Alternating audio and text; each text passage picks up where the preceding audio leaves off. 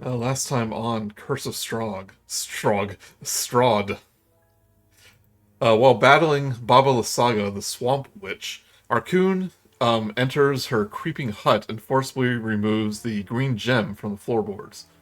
With the hut disabled, Lysaga is defeated and pulled under into the swamp. With the witch dead, you free the captured were-ravens while the illusionary hedge maze vanishes. Nearby, you find a monument to a woman called Mariana. Um, There, a golden ghost kneels before it, revealing himself to be Sergei, Strahd's younger brother. He tells you how he was to become the high priest of the Morning Lord within the valley, but fell in love with a peasant girl named Tatiana. On the day they were to be wed, Strahd killed Sergei and hoped to claim his bride for himself. This was the night where he became a vampire, and Tatiana's soul was lost to the mist. Thinking Mariana was her soul reborn, he tried he tried to help her escape, but it only led to her death. Sergei and Strahd believe Irina is a reincarnated soul of Tatiana, but Irina is determined to be her own person. You help Sergei come to terms with his mistakes, but before he goes, he warns you that the veil within the ethereal realm seems to be weakening. You then depart Berez to meet the Martikos in the nearby Swamp Thane.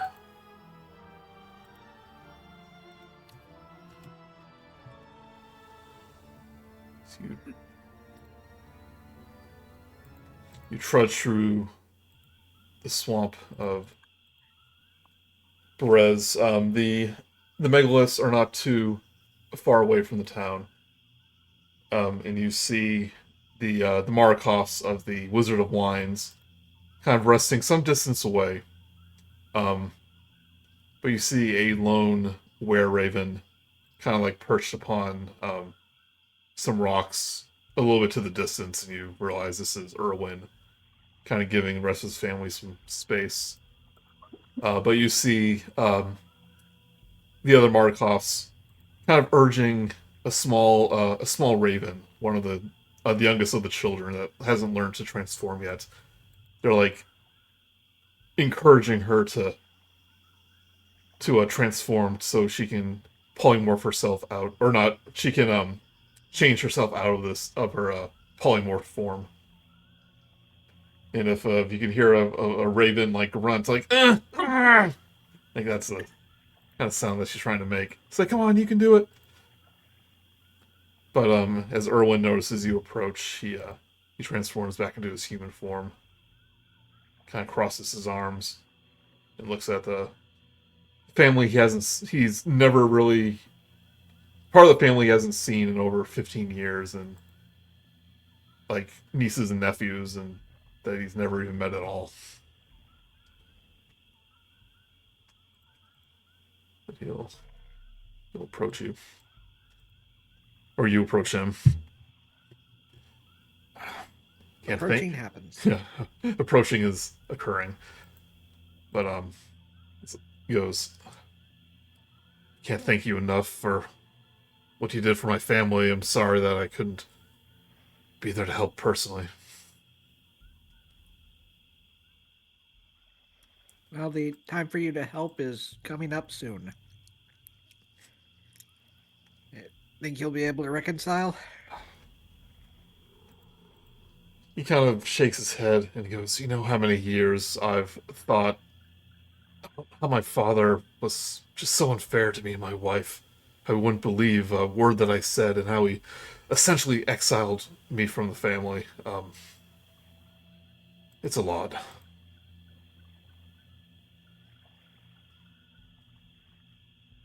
But Well, we'll be there to support you, but you're going to have to take the lead in it. Otherwise, it wouldn't probably be genuine.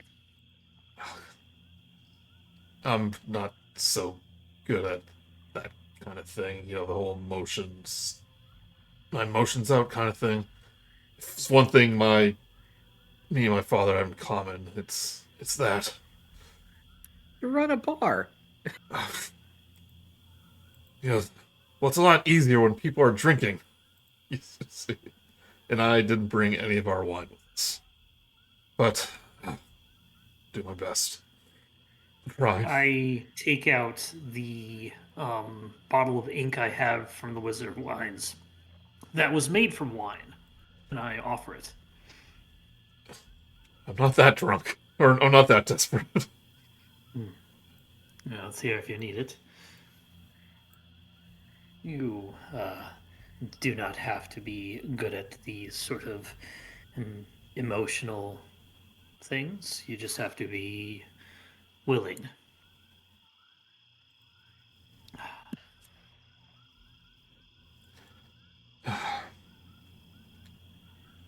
What the hell? He takes the bottle, drinks it, saying, I'm sure I have some sort of super immune system due to my condition. Hey, Jess, it's been one. Yeah. His tongue is now like a dark red. Yeah, yeah. Because it was ink.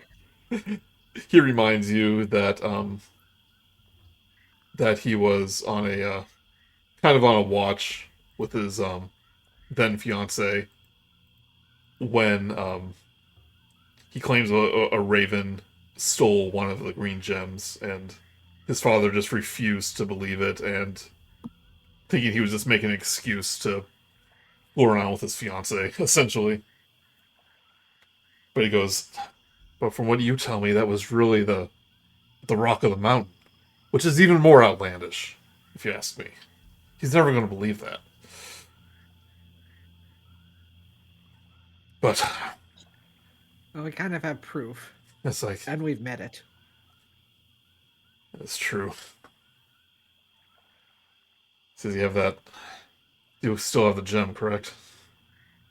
The one he got from his nest. I think Arkundax was Yeah. carrying one of them. It's in our party inventory. Yeah. Yeah, he Arkin had it. But there's more approaching. As Erwin kind of walks up to the family gathering, and everyone just kind of goes silent, knowing that an awkward situation is about to occur. He just nods and goes, "Father," and Davian just grunts like, "Hmm."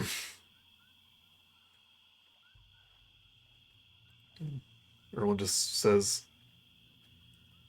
"Glad everyone's safe." He goes, "It's like, oh yeah, don't worry, we're Mardikovs were tougher than we look. It's in our blood, literally in our blood." Which is kind of an awkward silence.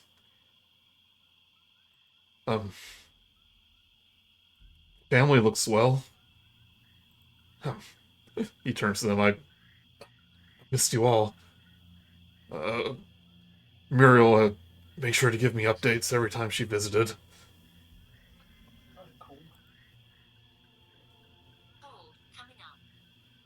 What's coming up, Mark? Sorry, fixing my heat. I stepped away. I didn't know if it was. Okay. I thought it would be heard.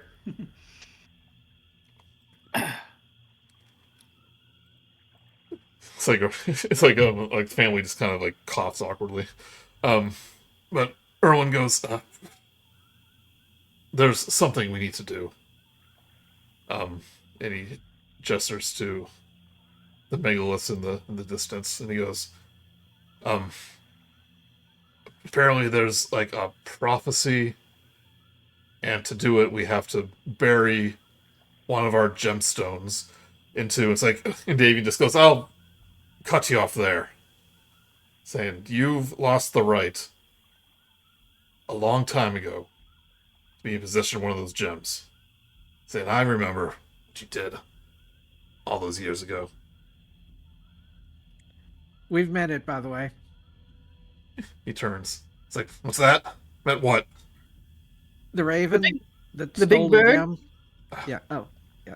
You know how many ravens there You are Minerva. here in the valley? I mean, how do you know That's the best part. It wasn't actually a raven. Kind of turns to you like, what are you on about? This lazy sack here, making up stories because he wanted to spend time with his girlfriend. He goes, which is now my wife, father. He goes, we have,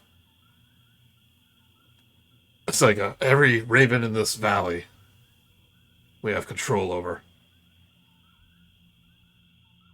Allies with. Except for the one on the top of the mountain. Top of the mountain. What are you babbling on about?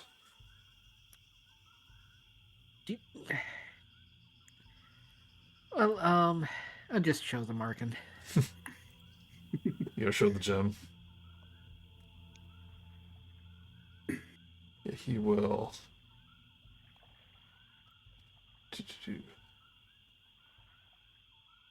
You pull out the green gem of the Weaver, which has a spider etched upon it. And for a moment, Davian just like thinks it might be the one that you got from the hut.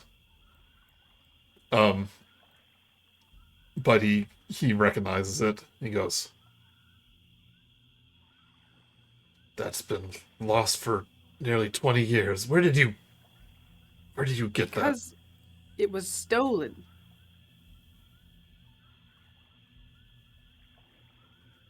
Takes a glance at Erwin, who has his arms crossed. By a raven that wasn't a raven. It was a rock. On top of a very big rock. I'm sorry, that was a terrible joke. The bird kind of rock. I know what a damn rock is. He says, so you're telling me that the fabled guardian of the mountain flew down, stole our gem from our winery, and then hid it on top of the tallest peak in the valley. Is that what you're saying, Erwin? He goes, that's what I was told. It would explain a lot if the rock disguised itself as a raven and then took it to protect it. What it's like, tall tales. Oh no, Erwin. Actually, so we've met the what are their names? The Thanes? Is that who we met? Yeah, it was like the familiar to one of the old gods. One of the Resna, We of the also met ladies the three. old gods Yeah. themselves. They were voiceless though. The huntress, I think. Because it was the seeker, the one who does predictions, had sent the rock down because they foresaw that it would be stolen by someone else, and they had to intervene. So it was stolen by them to protect it from getting into worse hands. Erwin goes, our ancestors got our gift. Our were-raven lineage can be tracked back to the Seeker. He had the knowledge of foresight. And yes, and it's with her foresight she decided to have one of her familiars, the rock, who appeared as a raven, to take it back for safety. She didn't want to risk you and your family's lives, so she intervened with a familiar. If those druids got a hand of that gem when it was stolen the first time, who knows what they could have done with all three.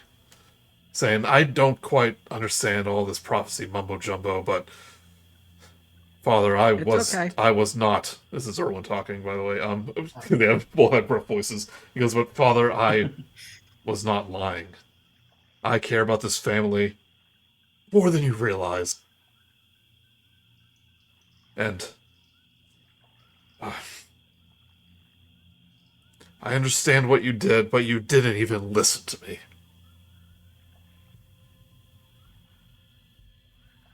And I was just a dumb kid, but I would never put this family in danger.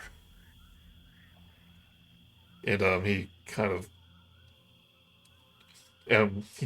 puts out his hand to you, Arcun, so he can have possession of the gem. He'll step up and hand it over. Yeah.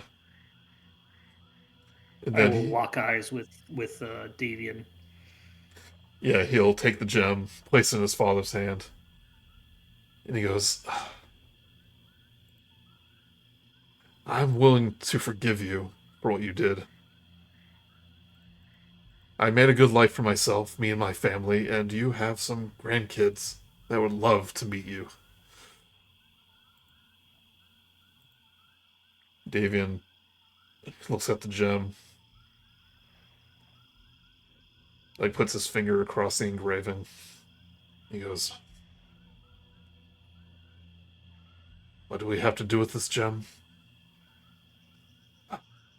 He Bury gestures the hatchet.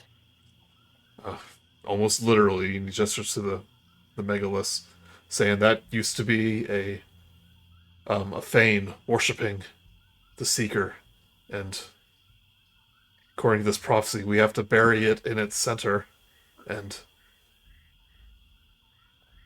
oh yeah, that's right. He to weaken Strahd's grasp upon the land, disrupt the power within the ley lines beneath it. Davian goes, with this gem, we'll finally be able to grow Red Dragon Crush again. Or, Champagne Deal Stomp again. Well, once Strahd no longer has any link to the land, you'll be able to grow everything. We won't need those gems. It's like Avio's right, we won't need those gems to grow grapes anymore to make our wine. He gestures to the sky. We'll be able to see the sun again. The entire valley be free. And you'd certainly open up several more trade routes. People interested in authentic champagne Dalu Stomp. Do a stomp.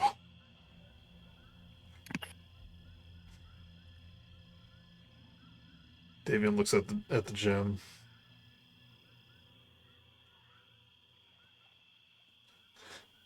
He goes, a rock, you say?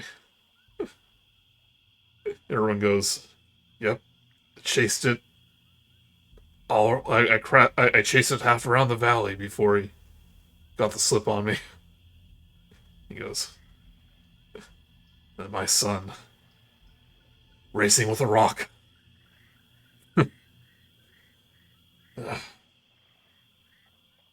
He goes, we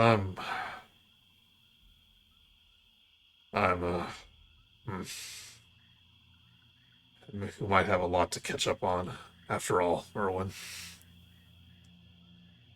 He holds out a hand. And Erwin looks like he's about to shake it, but then he goes in for a hug. And he's like, whoa, now. One step at a time. And at that moment, you hear a pop, and you see that the little raven transformed into the humanoid raven form. And she goes, I did it, I transformed!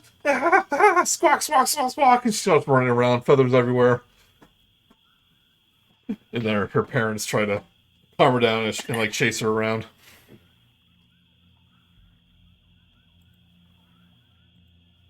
Good old-fashioned bird chase. Yep.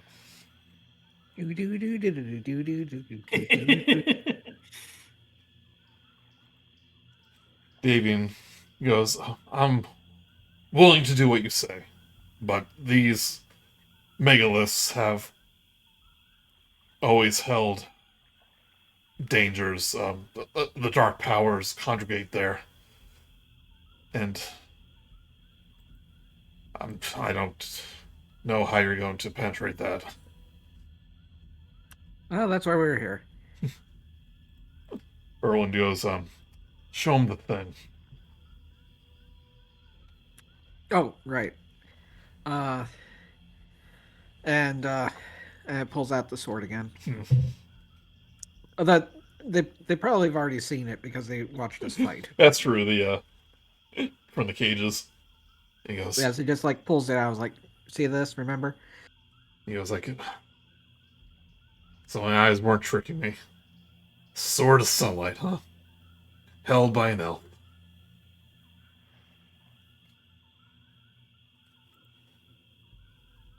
He goes, well, let's do this then.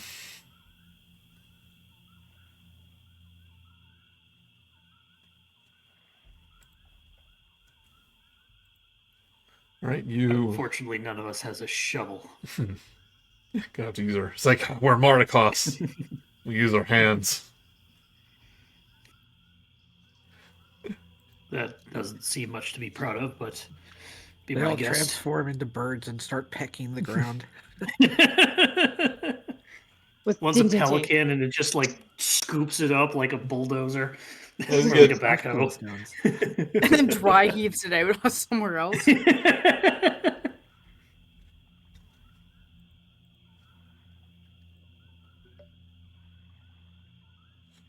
Make sure it's the. So even though you're,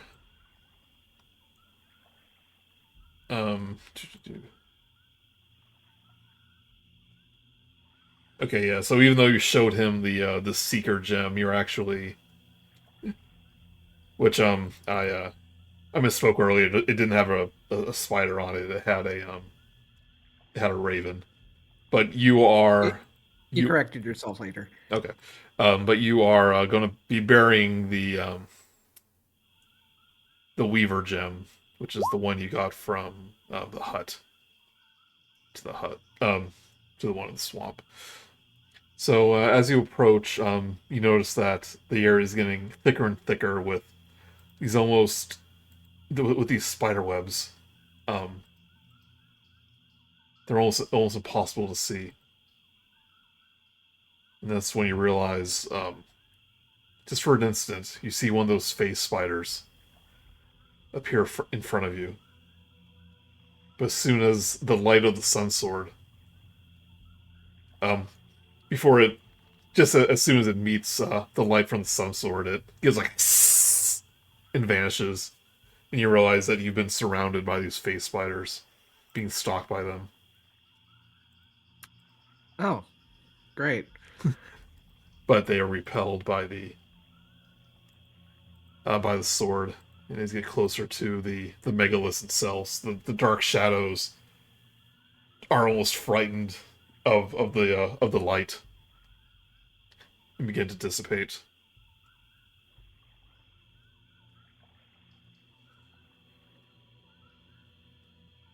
For the first time in many centuries, someone has stood in the center of one of these megaliths, one of these fanes.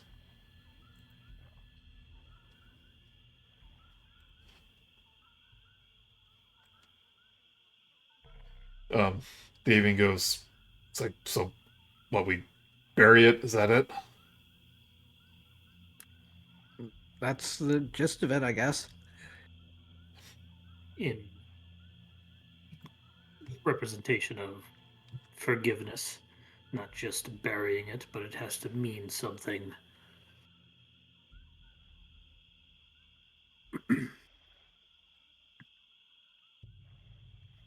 Right, Erwin and Davian both kneel down, um, dig out a few handfuls of the dirt in the middle, next to the fane in the center, and then bury the Weaver's gem in the middle of it.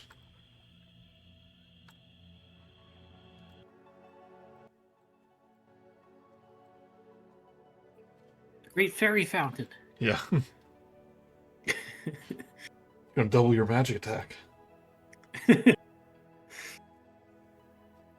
Threads of Bavarian light flicker weakly between the trees, running down into the dark, loamy circle in the center of the circle. There, a bloated crimson vein of darkness as wide as a tree. Is this the right one? Sorry, hold on. Yeah, okay. They're loading. There, a bloated crimson vein of darkness as wide as a tree's trunk thrust into the gray sky above. Okay, so it's almost like a... I didn't read this beforehand. It's like a thing in darkness. Almost like a big tree. Arching to the east before vanishing out of sight. As it pulses with a malevolent intent, you feel the unmistakable presence of a cruel and ancient consciousness. For an instant, you perceive the burning scarlet eyes of Count Strahd von Zarovich, their hatred and rage boring into your very soul. So you can tell that Strahd is sensing his connection of the Fane weakening. The Bavarian threads shine ever brighter until their intensity consumes your vision. They begin to extend into the air, wrapping across the crimson veined surface. There, they spiral like snakes, constricting and binding it, until with a thunderous snap, they sever it completely. For a moment, the clouded skies roil far above. Then, as the red vein dissipates into shreds of darkness, the wind with a deep and peaceful warmth. Then, as the red vein dissipates into shreds of darkness, the wind with a deep and peaceful warmth. That doesn't make any sense. As you watch, a shimmering green liquid begins to condense around the strands of pulsing light, flowing forth to the swampy soil below. Whenever the liquid touches the earth, it devours the gray murk. In its place, the grass grows lush and green. Red and brown speckled toadstools sprout in small, well-rooted colonies across the spongy, moss-covered soil. When the liquid reaches the outer edges, it flows not out but up, covering each strand of stone until the circle glimmers with ethereal fey light. As the shimmering liquid slowly evaporates, each stone is left covered in lush green vines that stretch from stone to stone, covering the air above the circle with a canopy of life. Dozens of small, beautiful spiders begin to emerge from the spaces between the vines, spinning silvery gray threads until the circle glistens with dew that clings to the new-worn webs. At its center, a small sapling rises from the earth. A woman's soft voice echoes through your minds. What once was stolen, I now give freely. Accept my boon, champions of the Swamp Fane. Several spears of glittering Bavarian light rise from the earth, then hang patiently in the air before you, as if waiting to be claimed. The rest of the Mardikovs watching on are just in awe. They've never seen anything this green in their entire life. And before you, there's 6 orbs of light, of green light, waiting to be taken. Who approaches first?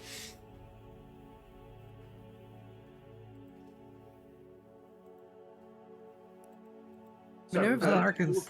Close. Who approaches first? All of you do, I guess. Yeah. No. We approach. Yeah. Okay. I throw D's back though. Yeah, he wants to hoard them all. As you take as you put your hand, as you clutch the motes of light, kind of gets absorbed into your palm, and you each notice that a small black tattoo in the shape of a spider appears in the palm of your hand. And you all gain the Boon of the Weaver. This is an item that you can get in Homebrew. It doesn't actually affect anything, it'll just tell you what it is. But with the Boon of the Weaver, Vio, and anyone else it might apply to, you feel the vampire curse that Strahd bestowed upon you, which it's been a lot weaker the past day or so. But you feel it totally disappear, and you regain all of your hit points. Hooray! All your lost maximum hit points. And that goes for anyone else who happened to be bitten by one of those vampires earlier in the day. I think that was just me. And but we all just go back to max HP. Then. Max HP, yep. But with this boon, you can use a reaction and grant advantage on a saving throw to an ally within 30 feet.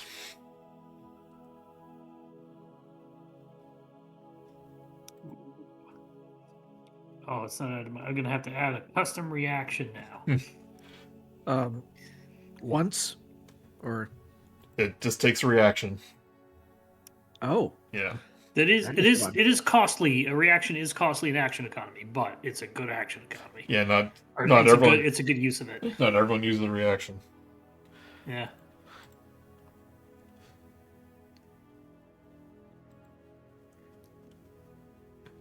Davian just looks up and goes, "Well, I'll be damned."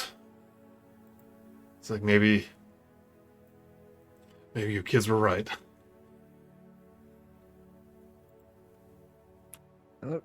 one down, 2 to go.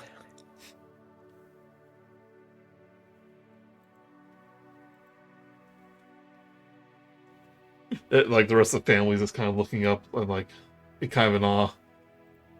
And Davian kind of catches himself. Davian kind of catches himself and he goes, "What are you all standing around for? It's like, we need to get back to the winery and start fixing the place up."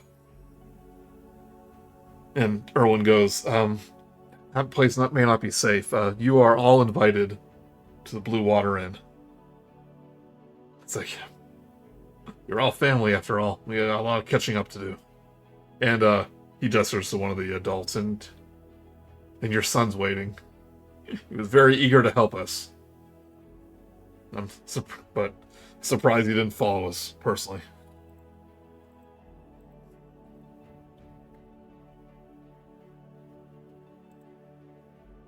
Yeah, Mark, I tried to make a reaction with an item, but I don't know if I actually could through a homebrew item. I mean, the stuff is pretty esoteric, but Yeah. I mean, we can very easily just go to make our own. So Yep. and just put the text in there.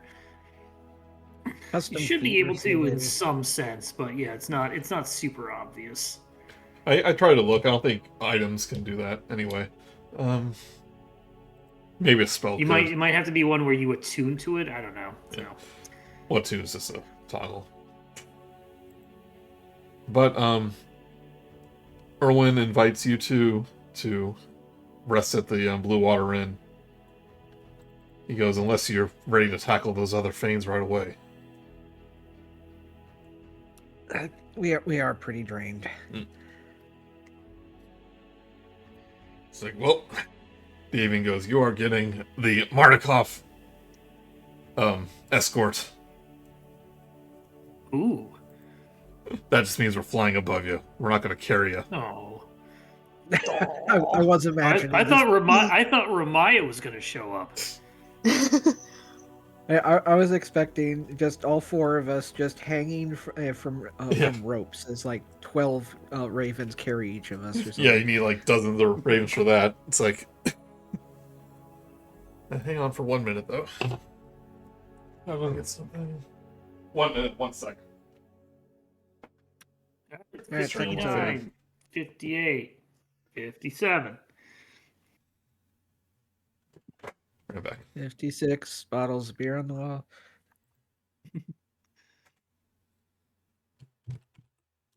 Was that GIF from the same movie with the now is the time we lean our heads back and laugh GIF? I think he's so. also The awe one. Fun. Yeah. Which one? Yeah, George of the Jungle. Yeah. Oh, is that from George yeah. of the Jungle? Okay. And they look at the statue in awe. Aww. Oh yeah, I remember Yeah, that. it's definitely the same actors.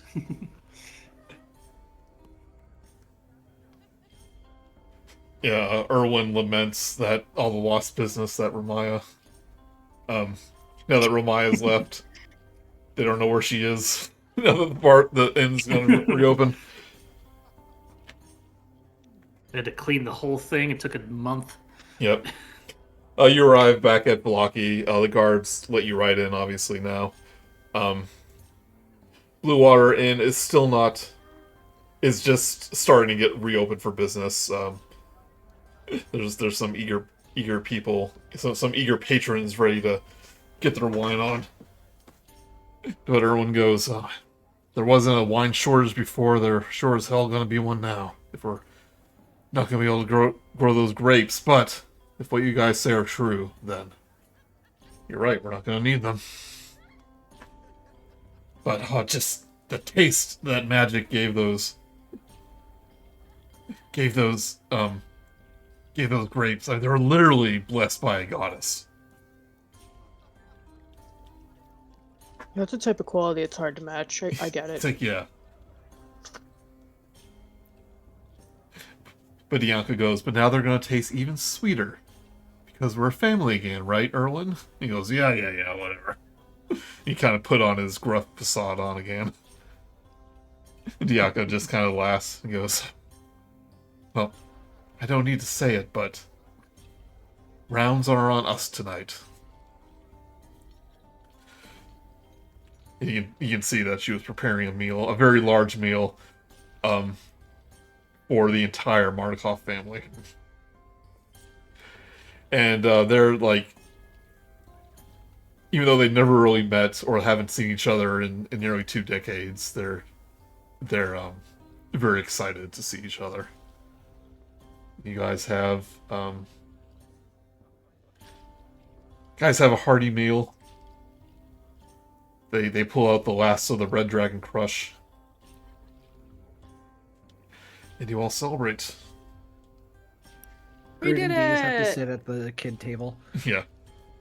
And eventually people see that there's a party going on, and they open up to the rest of the town. Blinksky makes his way in. He goes, oh my neck hurts so much. I've been in there for so long. Oh. But they're like, Blinksky, we haven't seen you in ages. I'm recently taking up drinking.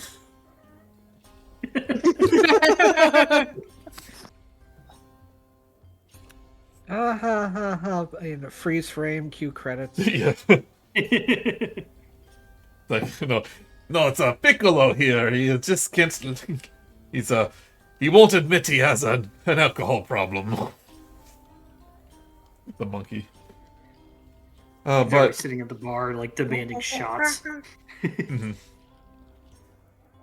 But if you guys want to take a long rest, Yeah. that last battle took out a little more than I thought it Everything. would. Yeah, We haven't had one since before the rock fight. yeah. That was Wow, kind we've of been doing pretty good with naps. yeah. Can I also get my Ravenkind charges at dawn, or should I actually wait till dawn? I mean, long rest on Up kind of the to same you. thing. Either way is fair. Yeah, Long rest. Okay. Yeah. No, it's dawn real time. We can only do it in 6 o'clock tomorrow. Once a Yeah, week. you put it in the same There's a course and dawn on it. slight difference technically, but Technically, we'll get at least yeah. 2 back, so I'm back up to full. Yeah, you wonder if you can you call the rock here, so you blow it, and like all the Markovs like a dog hears a dog whistle, they all kind of take notice, but the rock does not come. So he's probably back on the mountain. But yeah, they want to hear stories of just everything that happened since you left town, how you infiltrated the castle. They're very curious about like the werewolf clan and the abbot, and hearing firsthand accounts from all that.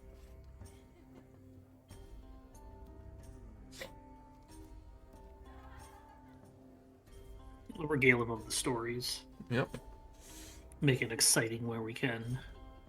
We probably, at least Vio will leave out the the hidden city in the mountains, and just out of respect for them trying to be secret and stuff. But we'll tell them about like the Amber Temple and stuff. Yeah, they're very curious to hear about that. The The moment we say demi-plane? that keyword, everybody says, "You should not go to the temple. Yeah. It is evil." It's like, what do you mean you went to the temple? So one place everyone knows not to go.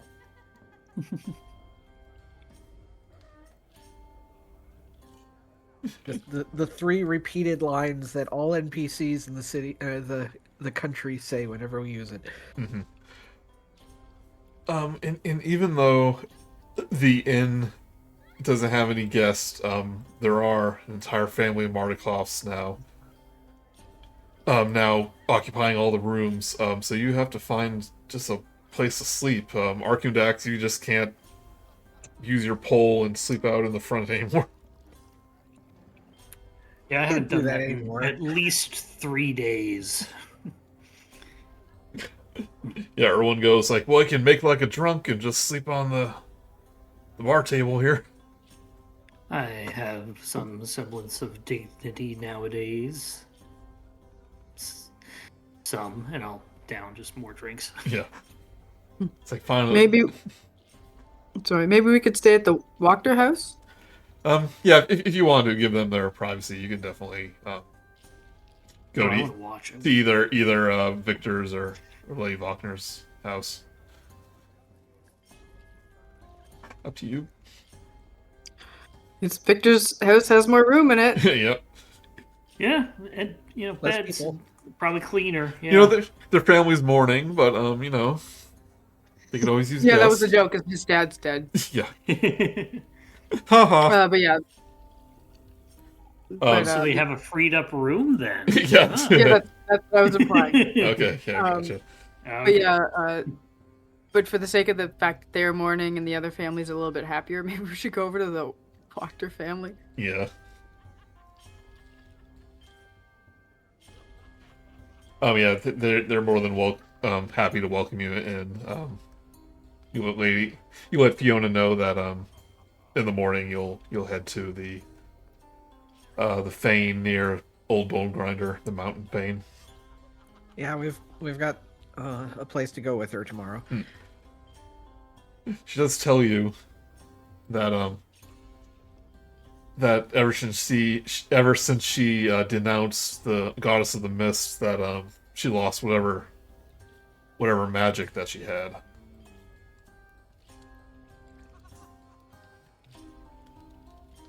I think Minerva would give her condolences because that is something, right? Like it wasn't a choice without sacrifice. Like, you did make, I do believe in the long term, a good decision, but I understand you lost a lot of what you worked for and built up to be able to do everything you could.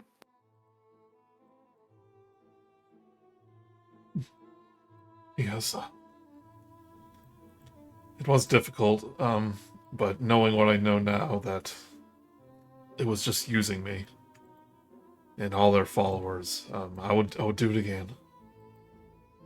Well, maybe this time you can borrow some books from Victor. He's managed to just self-teach himself magic, so he's got to have something good. Upon hearing Victor's name, like Stella's like eyes widen. It's like, I guess, Mother, we can go visit Victor. They have quite a impressive library. He goes, Lady Walker goes, we're gonna be seeing a lot more of that boy, aren't we? And Stella goes, I think we are.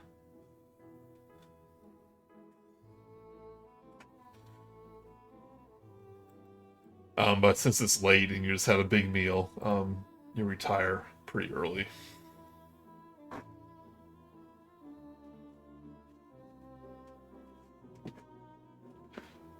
Grude, Hello.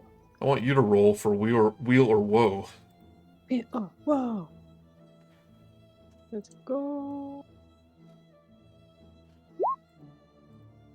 Even. So A wheel. that is wheel.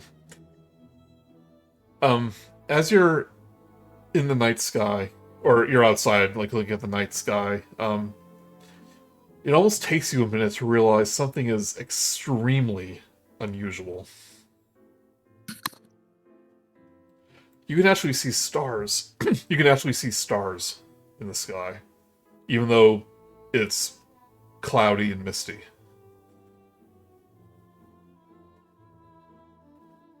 And it's almost like an illusion. The stars appear to be within the clouds itself, not above it in the sky.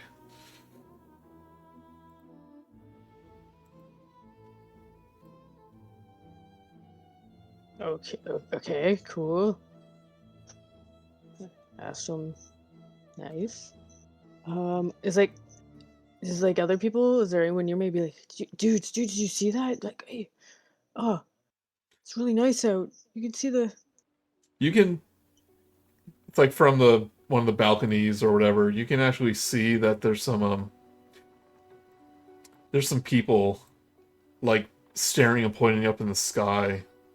Almost some of them even look scared about what they see. They've never seen more than just a glimmer of the stars before, just the faintest of views. I'm just gonna be like really happy and like that people are able to like. I guess maybe the scared part isn't so great, but like they'll figure it out. Yeah. That it's that there's a really good chance things are gonna go great. We're making it better. It's like you see this as a good thing, but you can tell that people are kind of like really confused about what's happening here. Could Grude go to like person to person and be like, I see you're interested in those like star type things there. Let me tell you about them. They're like, get away from me! And they run into the house. Don't tell me about stars!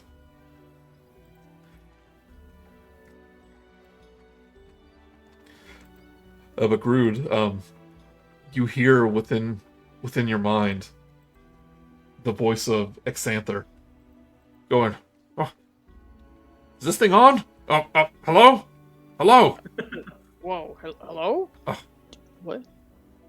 And from within, and you actually all hear this within your ear. He goes, I have you on group sending. It's a terrible strain, but I think I can maintain it for a few minutes. I have something very important to tell you, and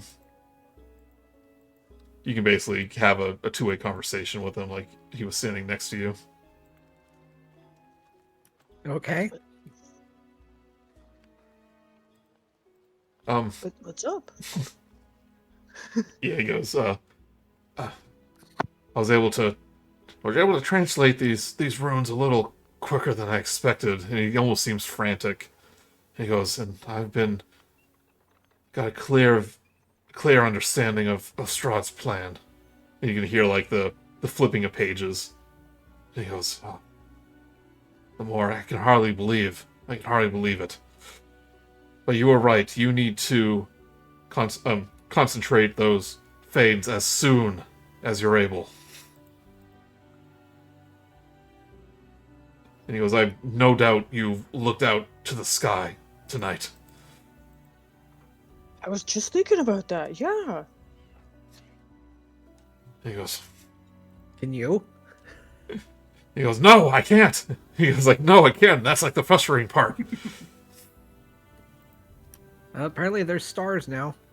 It's like, it makes too much sense. Too much sense. But Irina goes like, Xanster, slow down. Tell us what's happening. And he goes,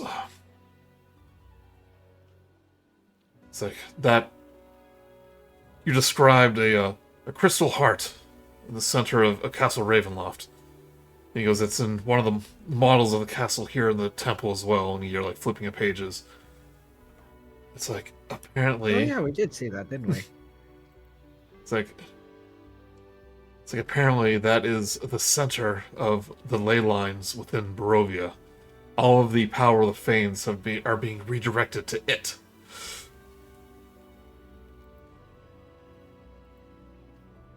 And it's like, I don't understand this word. Do you know what a battery is? I believe so. It stores energy.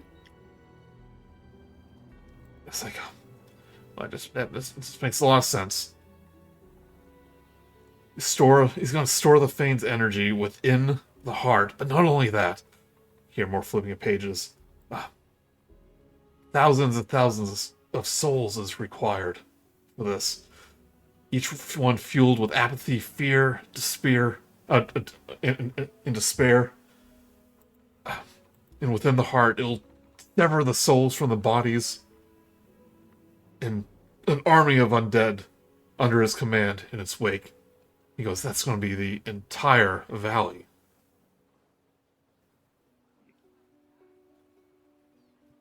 Oh, shoot. Oh. He goes, well, that just... If you can believe it, that's just a side effect.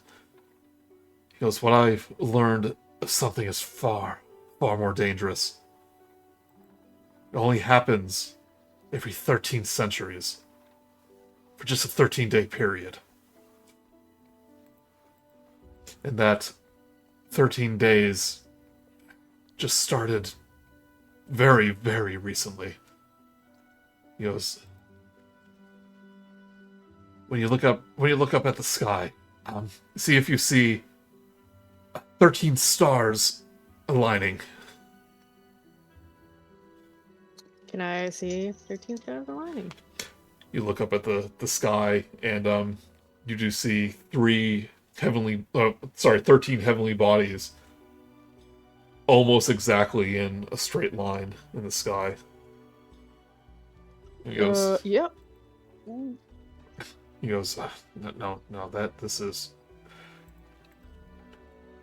very, very bad. This event is known as the Grand Conjunction. It's when the veil between the realms are at its weakest. What you see there are different stars of different realms aligning.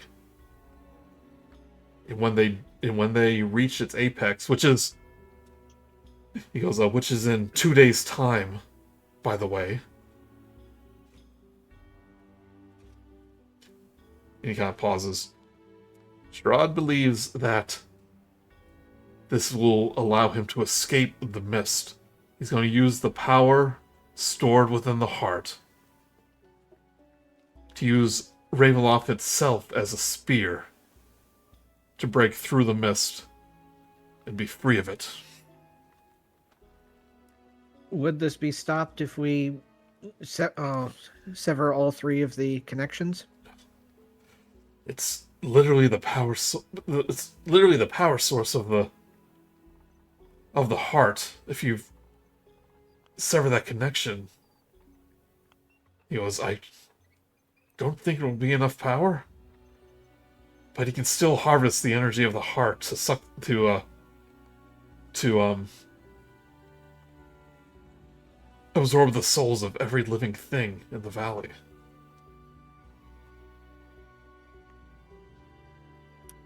Still bad. It's going to be a little difficult to get to it.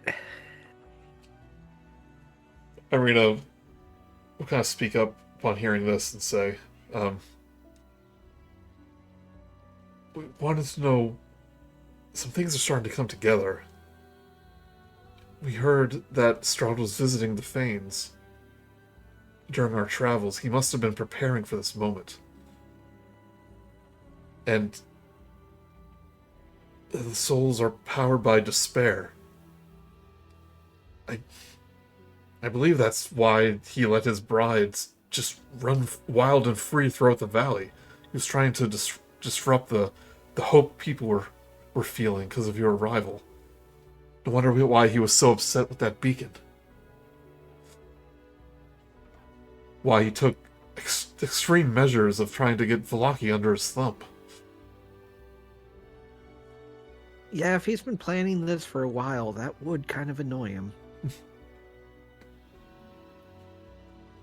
Esmeralda speaks up. It probably wasn't a coincidence when he awakened when he did. It's like right before this grand conjunction.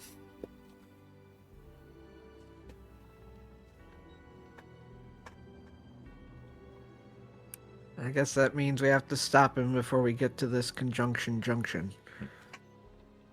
That's the function. But and Xanther goes, Arkundax just it's once like- again just rolls over in his bed and tries to cover his ears with a pillow, as he's been doing this whole time. Xanther goes like, yes, but what if there was a malfunction? I believe it's like you might be right if you can disrupt his connection to these fanes. It's like that might not be enough power for him to escape the mist. But he'd still have power for something else? He goes, I honestly don't know.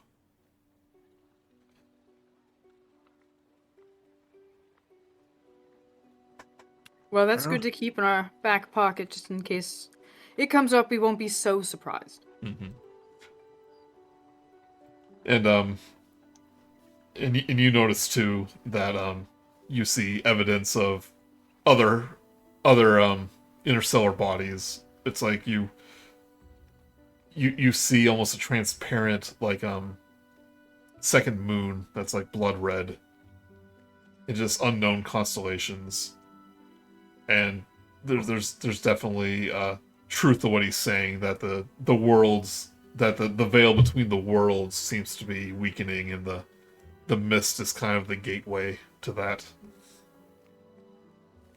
Oh, don't know how I missed that moon before. It was so big, it's almost like I didn't read it. Yeah.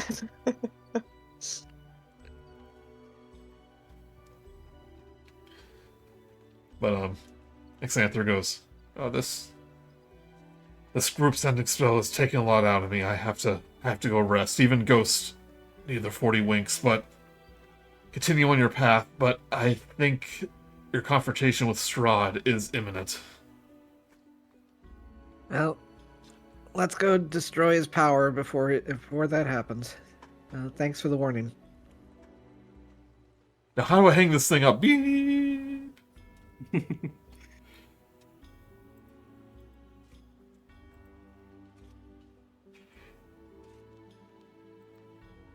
Esmeralda just goes, well, if things don't get any better, I guess.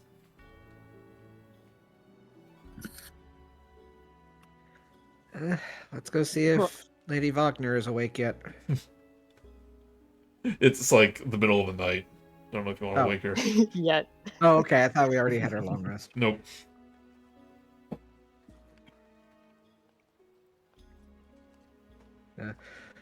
Time is imminent then. Oh, okay, well, back to sleep. Snore. Yeah, it's like, oh, that's another day. Honk shoe, honk Need an shoe. important long rest. Yeah, you probably get your long rest. And Irina just kind of makes a note that this is right when the beacon is set to expire, that Argunvoss's flame is going to go out. Whatever we're going to do, we have to do within the next 2 days. We want to have the beacon's protection.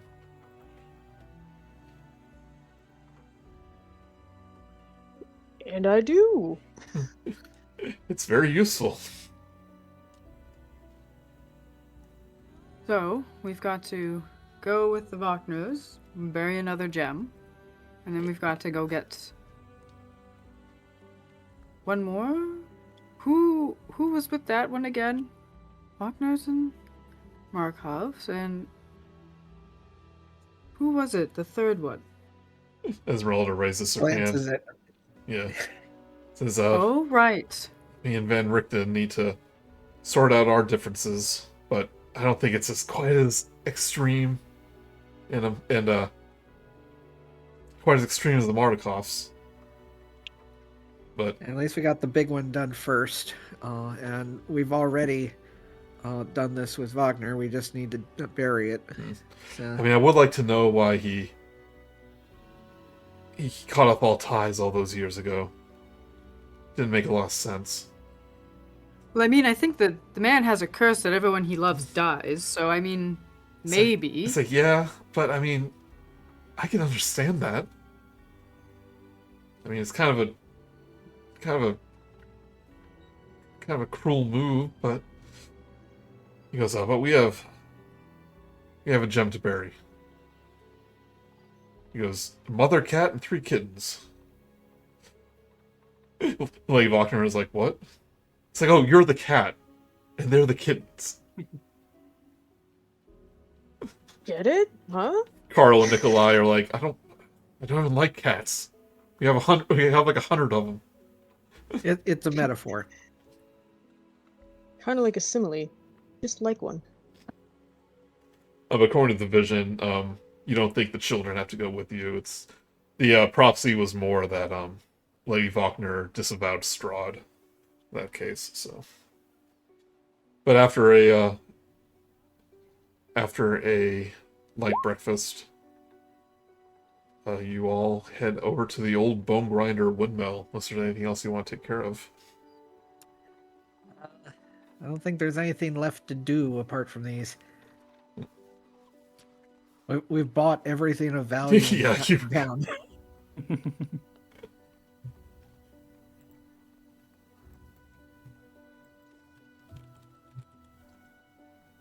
You bled them dry. They have nothing else to give.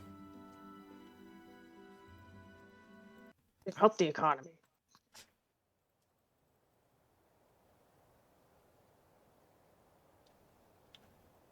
You are in Vallaki here. And right here is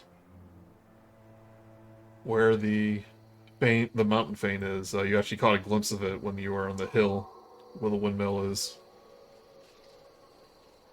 You decide not to go there, though. It seemed very dangerous. It's a silly place. It's a silly place.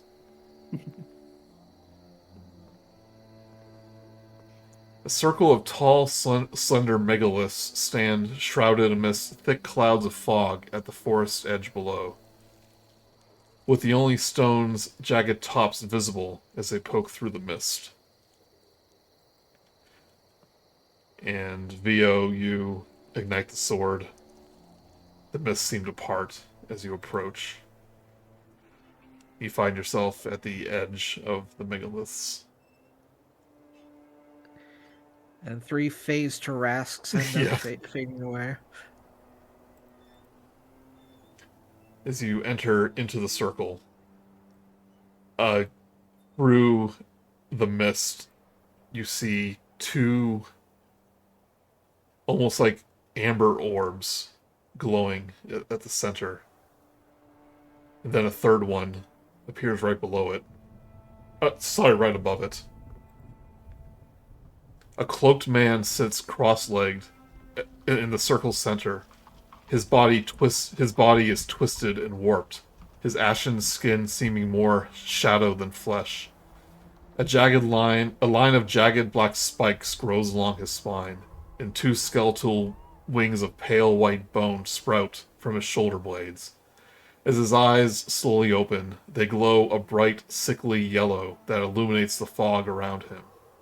Above them, 3 shards of amber stone sits embedded in the flesh of his forehead, glinting eerily in the dim light. And you recognize the figure of Rahadin, transformed by 3 amber gifts. The amber shards embedded into his forehead. Yep. This man's a little greedy. Rahadin shards. The shards of Rahadin. Rahadin then stands up. You see that his 2 wicked blades have these just rusty chains grappled to them, wrapped around his forearms, like bearing into his flesh. In the blood just dripping from the chains. And as he speaks, it's almost like a reverberating echo in the mist. He goes, I expected you to come here sooner or later. Following my disgrace at the castle, I could not let you escape again. And as he moves, it's almost like jerky, like a kind of like jerky movement, as almost he's in pain with every movement he takes. And the master was gracious enough to give me a second chance. But my flesh was weak, and even as an elf I have aged terribly. But with the gifts from the temple, my weakness have been replaced with shadow and bone. And he draws his 2 swords. And he goes, I will not fail this time. We're going to take a little break, but we're also going to roll for initiative. After these messages. After these messages. Grude! We're missing Grude! I didn't know What? Grude's going to be here. What? No, yeah, sorry. There he is. It's really Grude's fault. Yeah. Yeah, sorry, guys. Yeah, let's take a break, though. Right. As the figure that was following you, as you hiked up the mountain, was indeed Rahadin.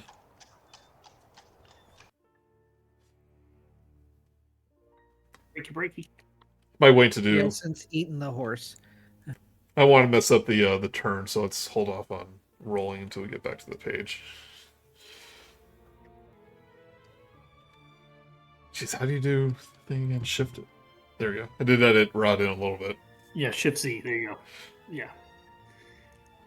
Oh, But- he's uglier. Yeah. He was always like that.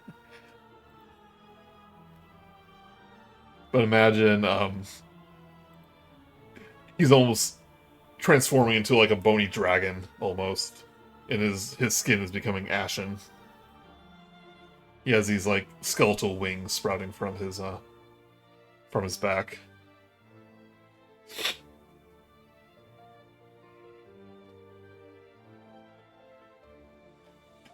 I think he went up to the sarcophagi, and they were like, "Do you accept my gift?" And he just started eating the gems, like nom nom nom.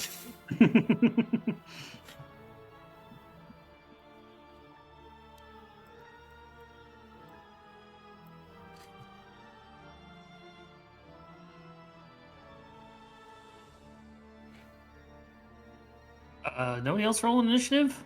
We're waiting for the twins to get back. Oh. But Bun can, I guess. How about that? We were attitude? making chocolate milks. Malts. Chocolate milk. I got some chocolate liqueur. No. No, it's just a powder. And oat milk. Yeah, no, the good healthy version. You don't need to be a drinker like me. It's a s'mores flavor, so it's got a little bit of like liquid smoke Ooh. in it. Powdered smoke, I guess.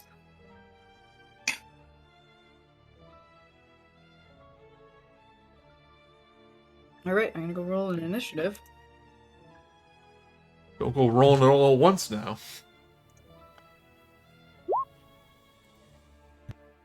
Fine, I won't.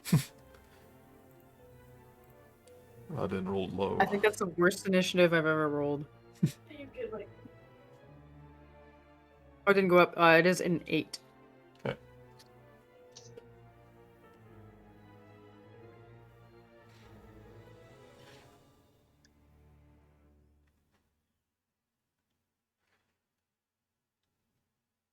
Bun, I'll add you. You rolled an 11. I rolled a yes. Yeah. Excuse me.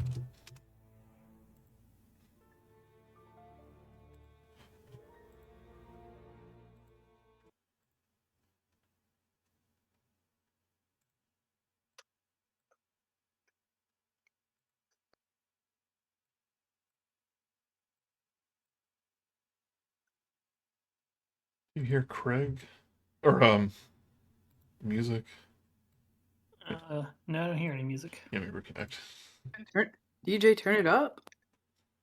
DJ, turn it up. Drop the beat. The Megaliths is turned into a disco. They're actually giant speakers. Yeah.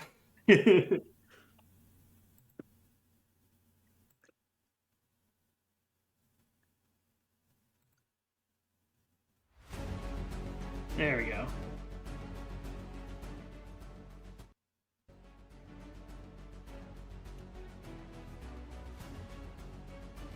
Yours. How's that sound? That's too loud. That's good. Okay. That's good. Good.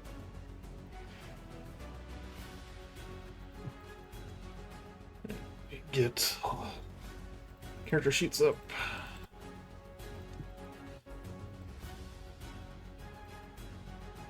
Right, Esmeralda's gonna go first.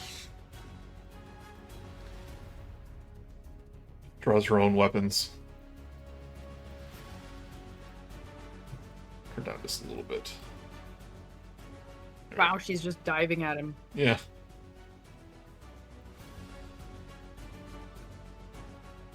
We have to stop the Fanes! Right. Rapier. Rapier, 24. The rapier in the hand axe will hit.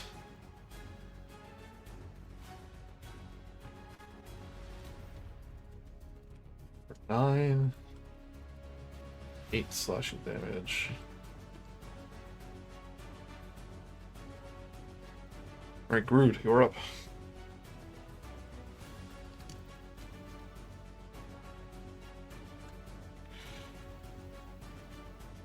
No, actually, I'm gonna go back for 1 second. He's gonna parry, use one of his legendary actions to parry one of those hits.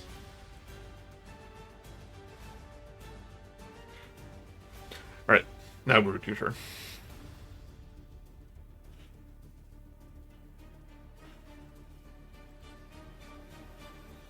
You there? You there, Sam? Steph, you there? Anybody? Canada? Hello? You have to wake up, Mark. I You know. have to wake up. Oh, sorry, were Sorry, you I'm gonna. were you guys ready? I guess I assumed. No. It's Okay. like I'll get right in and step it, but that was a bad idea. Do you need a few more minutes, or? No. Now I'm good. Okay. Wait for the milk to warm up. The mulk. And as the battle starts, by the way, the screaming of thousands of souls that surround him just seem to be amplified. Just feed him to the heart. Yeah.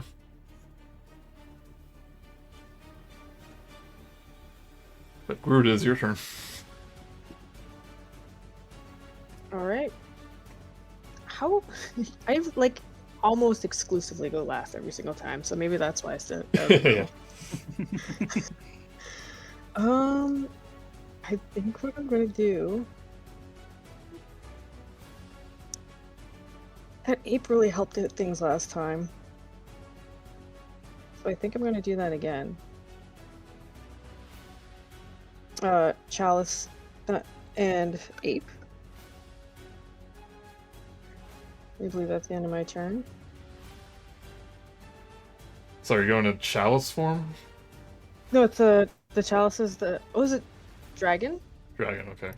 Yeah. Yeah, sorry. It's a concentration one. Now that you have this I don't- combo, it's your go-to. It's a really nice one for at least initially doing Right? stuff. What are you transforming into? I'm gonna do T-Rex again. Okay. These Rex.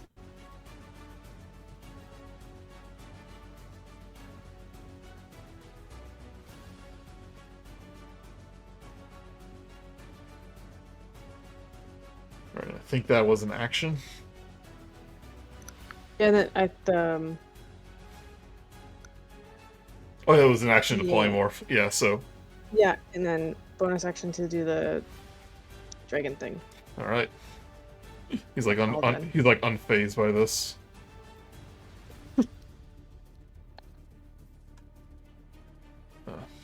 I guess I'll move closer to him a little bit too. Wait, how? No, I wanna. Oh. I guess in between.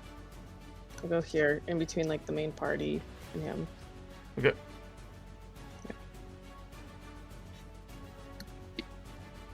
Rena will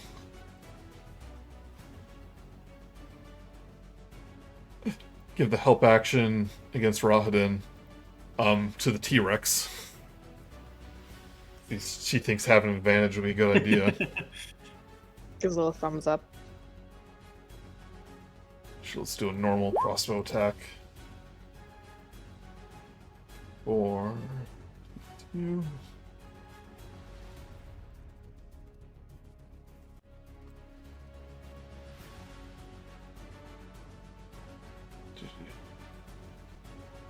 He will do another parry on that one.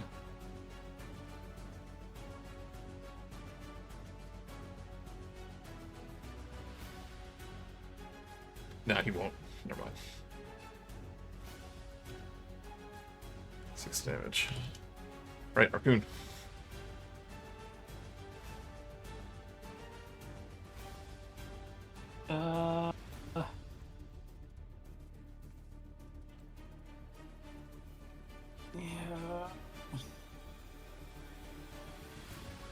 Don't want to be that person that just runs up and hits him, but I'm a paladin. He's probably immune to fear. Yeah, that's the other thing. I'm actually gonna stay back a little bit. I'm gonna cast Bless. And I'm gonna bless Vio, Minerva, and our T-Rex. Funny you get to say that now. So you're blessing them. Yes.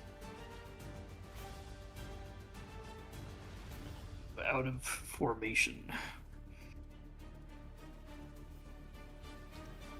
Yeah, who knows what those gems do? More chain lightning or something.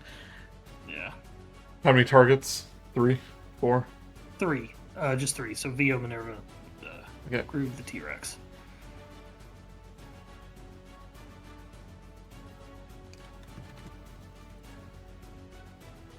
Alright. That's my turn. I realize that T-Rex can't get a help action because I used it to ignite the sword. So sorry. Okay. Okay. Vio, your turn. Okay, let me just double check something. I can only do it once, but just in case. Alright, is it... Sorry. Weapon...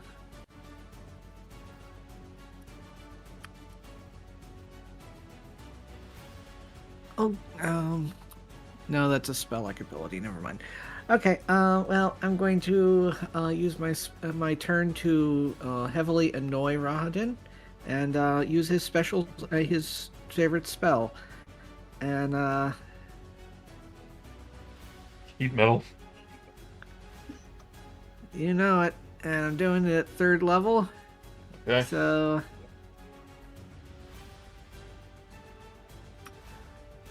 I don't think he should bother with the saving throw to keep from dropping the weapon. He because has of it chained to obviousness. it's chained to his hands. Yeah, so don't even so may not even bother with that. So he takes 2d8 right now, which is a measly 8 fire damage right now. Okay. And will do so every one of my turns until I lose concentration. So. Okay.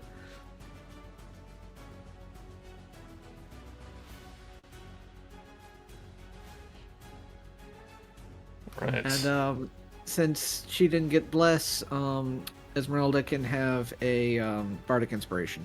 Right. A D8. Correct. Okay. Rahadin's turn.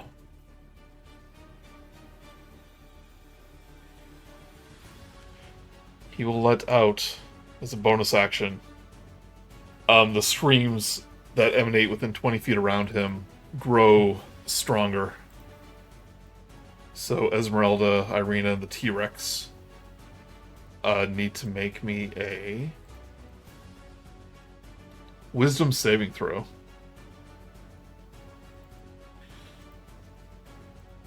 Guess who's gonna use a reaction to give? Who's the dumbest of all of them?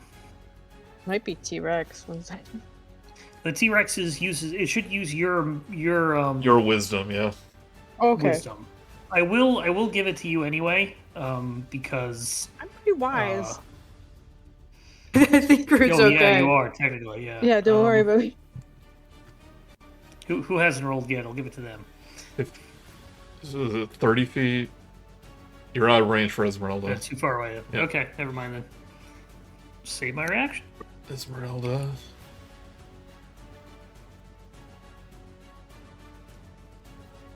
Right, Minerva and Esmeralda fail. You each take 17 psychic damage. It's like Akira. No, get out of my head.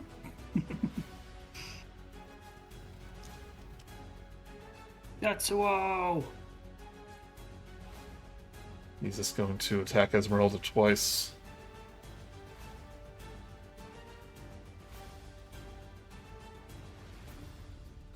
Attack with Thorn. For 19 will hit.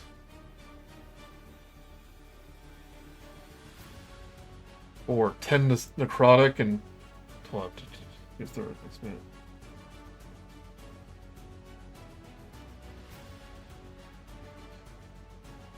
Sorry, just making sure he has all these things, yeah.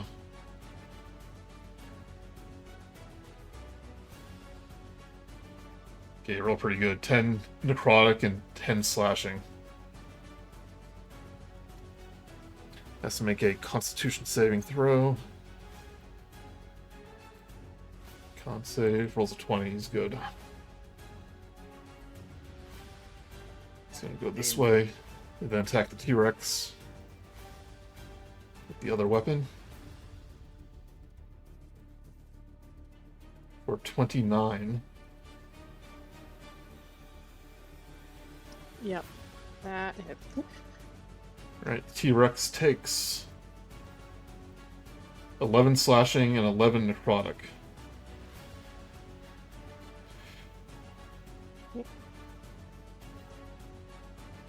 Not gonna bother with the prone because he's just gonna stand up. Right, Minerva. Well, gosh. I'm gonna use an action to summon my cannon. It's gonna be a force cannon, and Okay. Me and the cannon. If I can, I'm gonna summon it to my right, screen right of it, just to save me some 5 feet.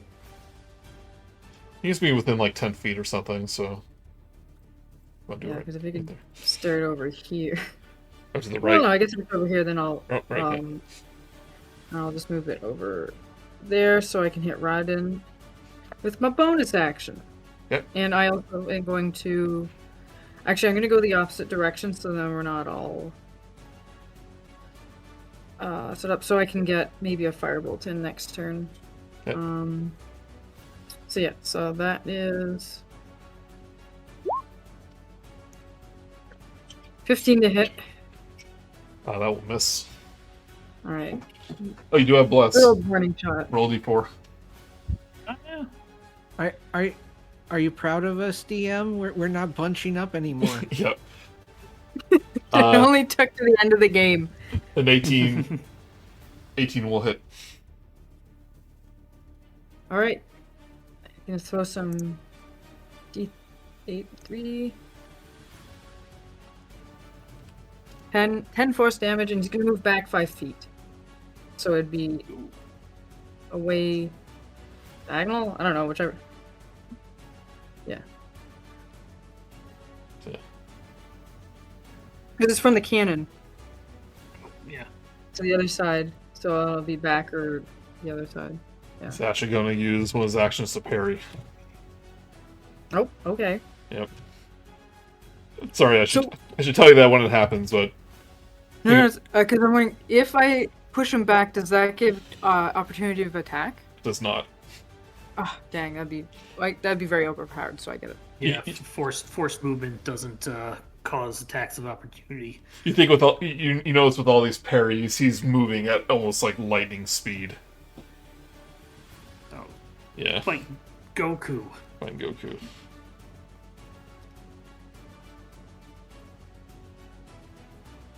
Right, Esmeralda will attack.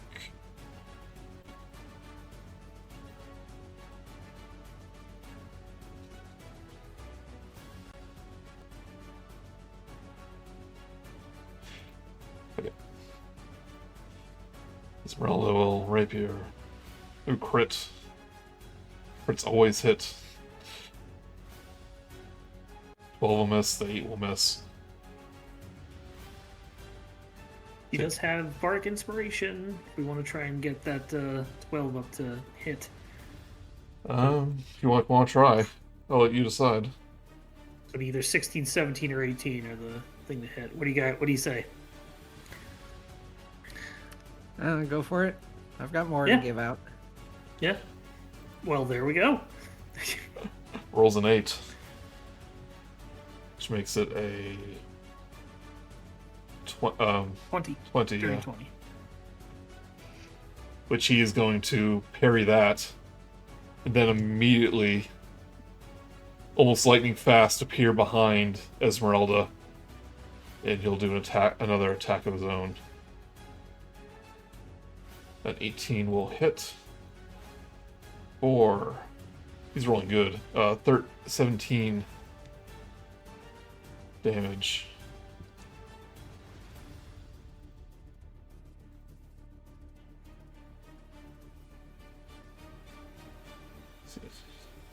Sure. And when this happens, this wicked gash across Esmeralda's arm, and she begins to bleed. That does use 2 legendary actions. Right, Grude. Grudosaurus.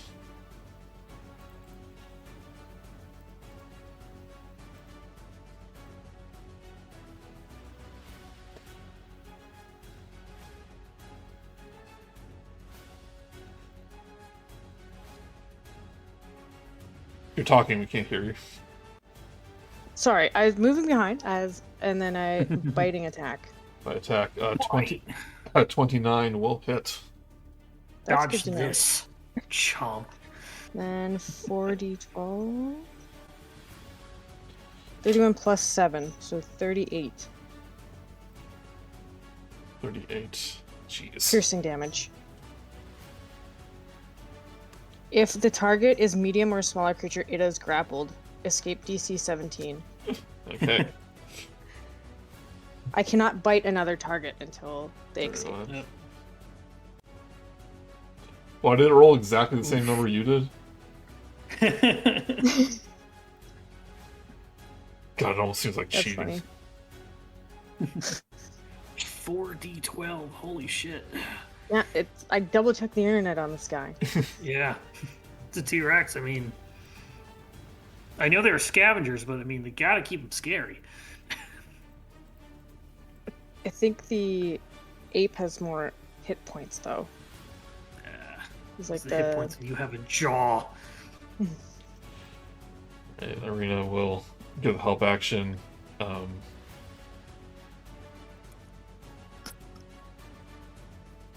T-Rex again. Or not again, the first time. Yeah. The rapier, 22.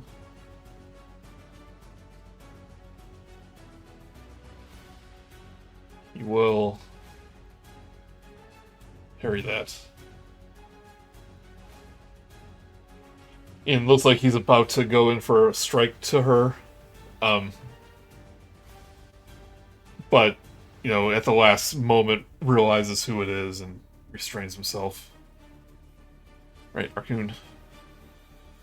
Right. So did the T-Rex like basically lift Rahadin into the air, or is keeping him sort of close enough to the ground? I think it's just on the ground because a lot of melee people. Yeah, he's like Yeah. so powerful now. He's able to like almost resist, like almost like anchor himself to the ground. They're just like trying to lift him up and it won't work. It's Nom, getting nom, like nom. their back feet. You know what he's gonna do though? He actually is gonna use that reaction to do his little teleport. So he is not grappled anymore. Right. I That's swapped fair. out my spells, so all my stuff is concentration.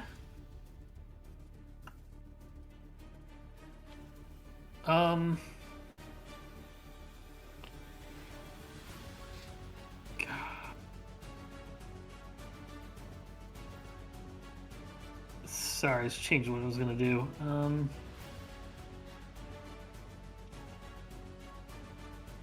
I kind of want to haste the T-Rex, but was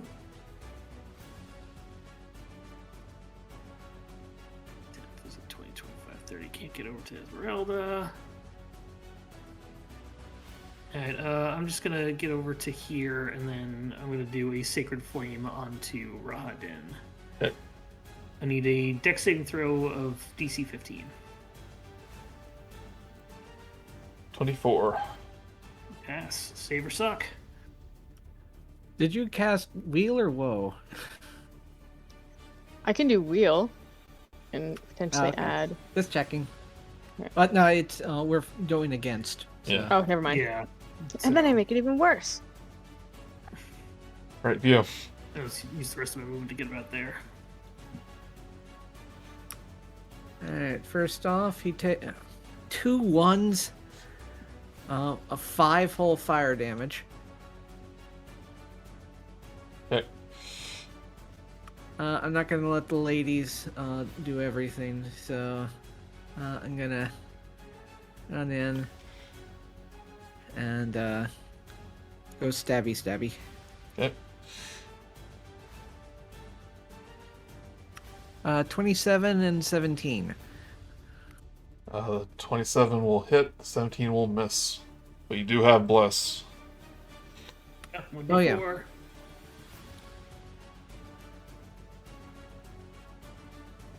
That's a hit. 20.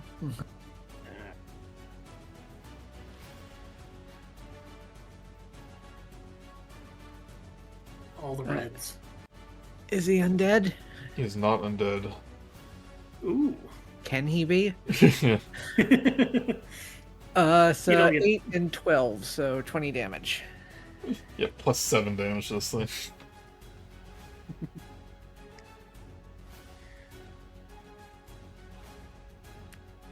Yeah, that first roll sucked. Alright. It happens.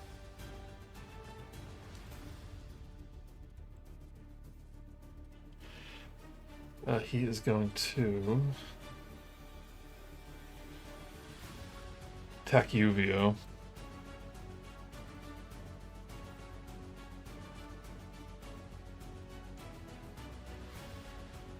What's your Thorn? 27.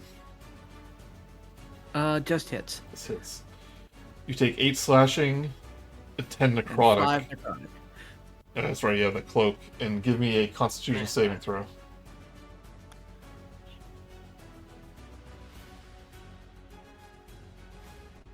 Right. Can I reaction to give him advantage? Yep. I will do that. 13. 13. Alright. Vio, you're bleeding. Oh, goody. Oh, was that for the bleeding? That was see if you're bleeding, yeah. Okay, I also have to do this. And, okay, so I lose concentration. Oh my god, you got so many ones around. We're getting rid of, we're letting them go away early. Yeah, I thought that was for the I would have done that for the Constitution save, but you know, we What was your... already did it. What were you concentrating Heat on? metal. Okay. It was not doing much anyway. Yeah, it's good ticking damage. But he's going to attack again. With his other weapon, Chain. Dirty 20. It's not his turn. Oh wait, yes it is. Yes, 2 attacks. He's been attacking this whole time. Dirty 20. I will parry this one. Okay.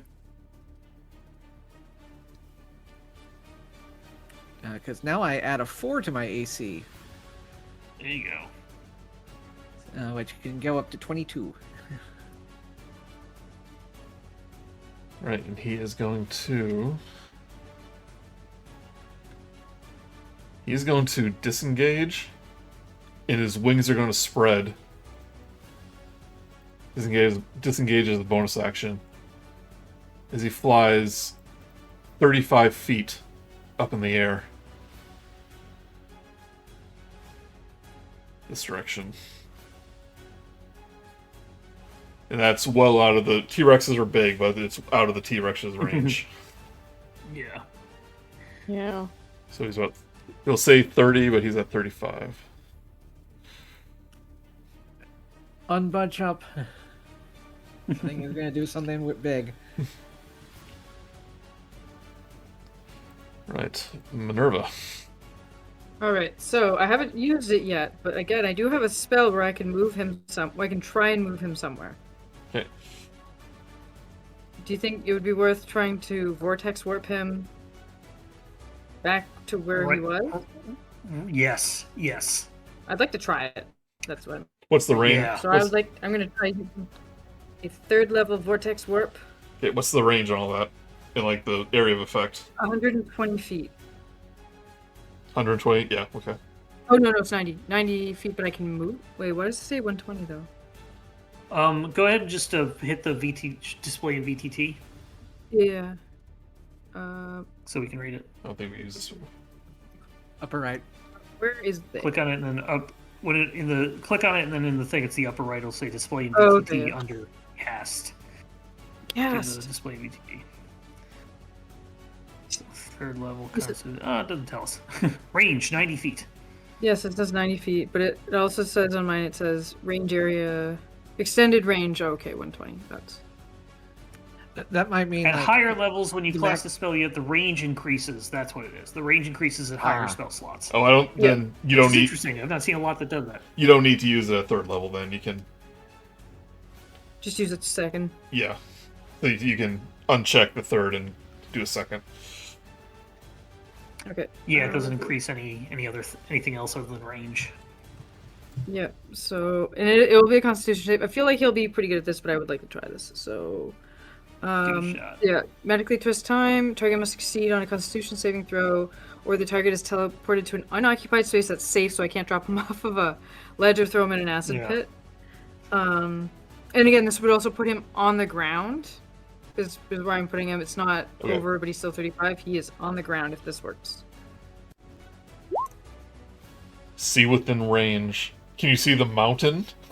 No. I guess range within 90 feet. 90 feet Yeah, is the yeah. range. 90 feet's the range. Okay, Constitution. Yaha! Let's see here. Rolls a... Oh. Rolls a 19. That's okay. The dark powers have granted me great gifts. You were foolish to reject them. Just go, oh yeah? And then I'm going to hit him with a force cannon. Okay. As best I can. you fight like a cow. 14 I'm just a will- little bit off, alright? It'll be fine, you know? Like rejecting the gift, sure you feel a little bit weaker in the short run, but in the long run, whatever. I'll get you next time. Yeah. Gadget. Shaking my fist at him. Right. Esmeralda doesn't have much of a choice but to use her crossbow twice. Dirty 20 and a 21.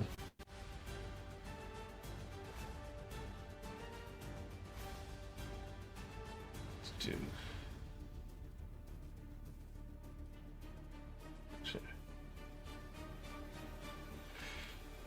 Right, he will use a parry against one of those. First one. So he only takes 6 damage. Alright, Grude. Okay. This is, never been able to not reach stuff before. Generally speaking, you're about as tall as your size, so you're about 15 to 20 feet. So he's it's well still, like, he's well out of 10 range. feet up. Yeah. Yeah. How think high I- can they jump? I don't think they can jump at all. Oh wait, what's their range? The range is 10 feet. I understand that T-Rex. he's up out of my like. It's 35 feet anyway. You're going to be out of range. A T-Rex's height, just in real life, is anywhere between 12 and 20 feet. Yeah, Than standing on its hind legs. Yeah. I'm gonna. I guess I'm gonna go like right underneath him. Okay.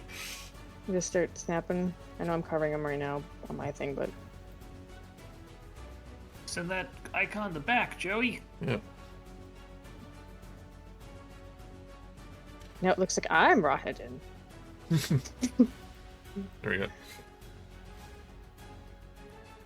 Let's do that in the hold my action. That's the thing. Yeah, if he gets within range, you can Yeah. do that. That will. Stay my But turn. but he is out of range though, where he Oh. is. Yeah. Yeah. Because if anyone like hits him out of the air and I can get him with my Yeah. mouth or something, I know that's not gonna happen. But like, I don't know this wacky It- group. You're just baby birding underneath him, just mouth straight up, jaws Yeah. open. Arena, let's do a crossbow attack. 14 will miss. Right, Arcun. How tall are the megaliths? Probably not 30 feet. I can try to find Right, I can try to find an official answer if you want. It's either that or you can make one up. Check. Sounds more like a mediocre lift then. Ba-dum-bump. Minor lift. Minor lift. Ugh. It's right there, Bun. It was right there. No, if it was like 5 feet high or like Stonehenge from Spinal Tap, then yes. No, if it's under 18 feet, then it's a minor lift. Lift. I get it. I get it. 21 in some parts of Europe. 15 to 18 feet. Okay. So let's just say 15. Or let's say 20. Okay. That's even better. Misty Step Okay.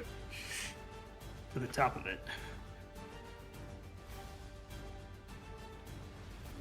Misty Step is second level. And then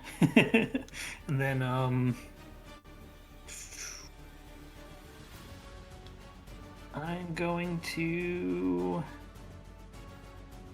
breath weapon. Right. See if I can do one of my special ones. No, they're kind of low DCs, and he's got a lot of stuff. So I will just attempt to hit him. So where's my breath weapon? There it is. Yep. No, he still needs to make a dexterity saving throw for that. Ah, screw that. He's right now 20 feet away from me, or he's 15 feet away from me. I'm going to take out the Spear of the Huntress and throw it at him. All right. Bound to work one day. Please don't hit 15. 15 will miss. Didn't pipe over for some reason. 15. Unfortunately, I don't have a second weapon. I mean, I could take out a dagger or something, but I'm just not.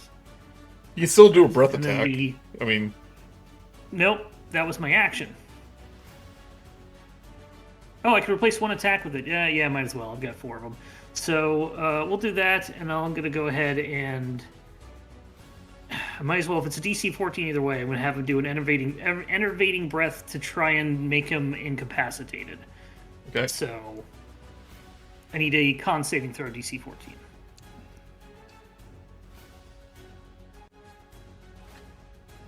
That one. Con save. 5. Failed on both of them. He is enervated, which means he is incapacitated until the start of my next turn. Incapacitated in 2014 means cannot take actions or reactions. Actions or reactions, okay. But he's not like Until the start. I was hoping I would like knock him out of the air, but even if he's not Yeah, that would prone, be it stunned. probably wouldn't work. Yeah. yeah, but- so he's not restrained or anything. Okay. Correct. He is incapacitated, cannot take actions or reactions until the start of my next turn. And considering we now have legendary reactions, how are you going to rule that?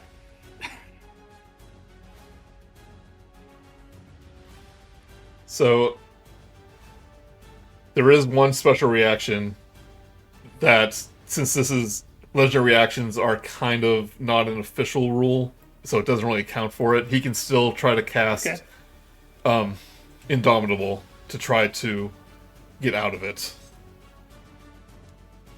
What do you mean, get out of it? He just undoes it? Indomitable lets him re-roll a saving throw. Oh, okay. Oh, wait, yeah, this would happen before. Is there a saving throw for it? Not to get out of it. It's just your next just turn, the saving right? throw he took.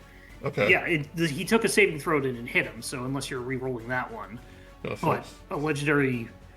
But he doesn't stop it at the end of his turn, so if he can't do it then, which I'm guessing a legendary reaction happens... Sorcery thing. No, so it's either he re-rolls the one he just did to get a hit, or he's just incapacitated. Oh, okay, so I'm sorry. This hasn't come up much.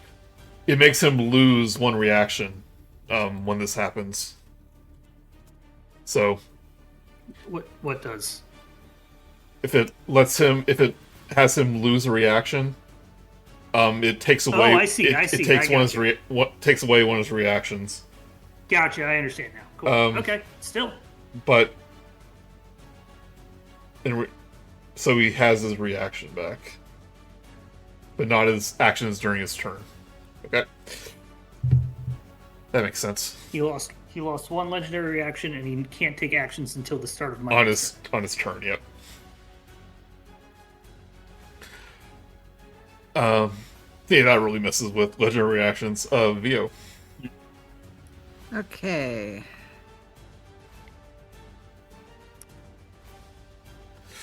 I'm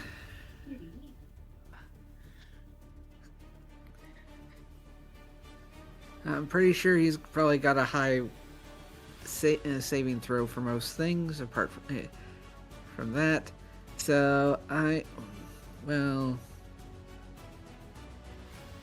okay, yeah. Well, sorry, no, he's probably strong to that. So, okay, I'll just do Surefire and do another heat metal on him. Okay.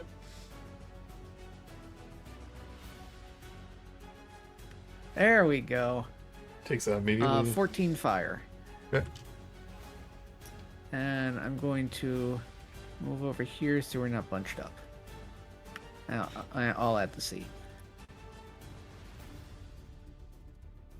Right.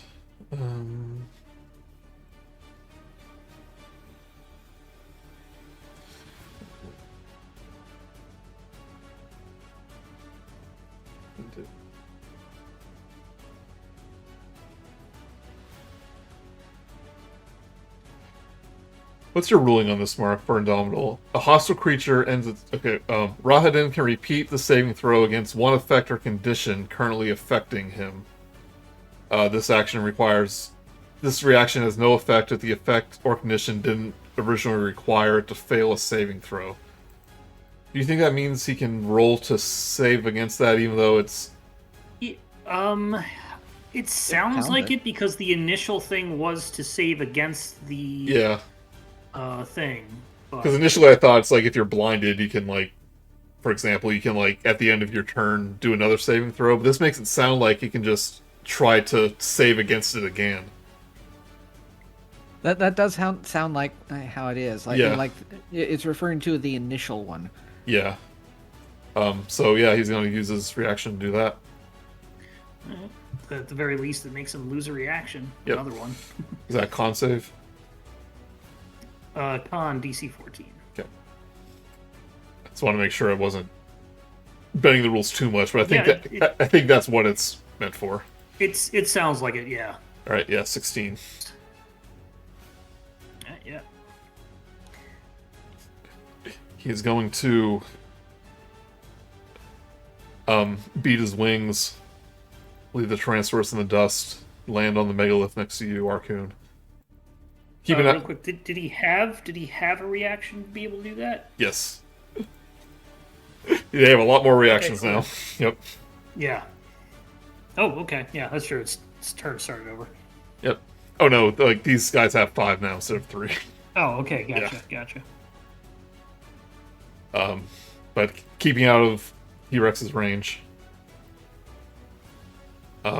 He will do a deathly choir attack against you and the dinosaur. So T-Rex Fine. and Rahadin, give me a... Or sorry, Arkundax, give me a wisdom saving throw. Wisdom save. The T-Rex has a +3. 21. 1. 2. Math. Arkun. 16. Wait, he can't do a chorus. He still has 2 wings. 16. It's not piping through. Let me refresh this. You take 24 damage. Psychic damage, Arkun. Okay. The T-Rex will take half of that. And I will make a Constitution. So I got a +11. I'm rolled garbage on that one. And T-Rex took some damage. I'm good with my con save for a concentration. The T-Rex failed that before, right? Grude. But we forgot to do the health. Okay. He's going to attack you twice with his weapons. T-Rex, give me a Constitution... Well, you succeeded. Never mind. Yep, twice with the weapons.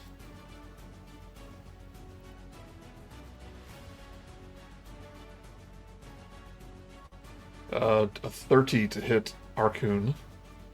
Yep. Take 12 slashing, 4 necrotic. Okay. Give me a Constitution saving throw.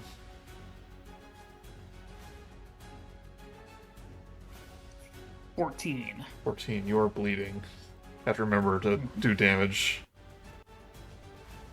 Bleeding target must succeed at the start of each of its turns or take an additional 1d6 slashing. Okay. Make another Constitution save.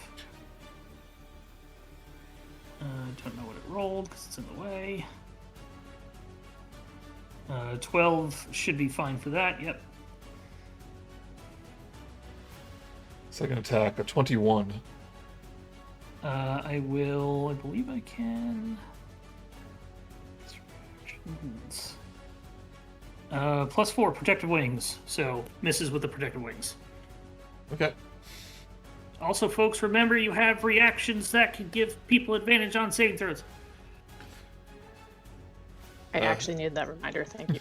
He is going I think I to... have that too. He's going to Everybody has that. Yeah, he's going to fly up. He uses bonus action for the other attack, so he can get an attack of opportunity.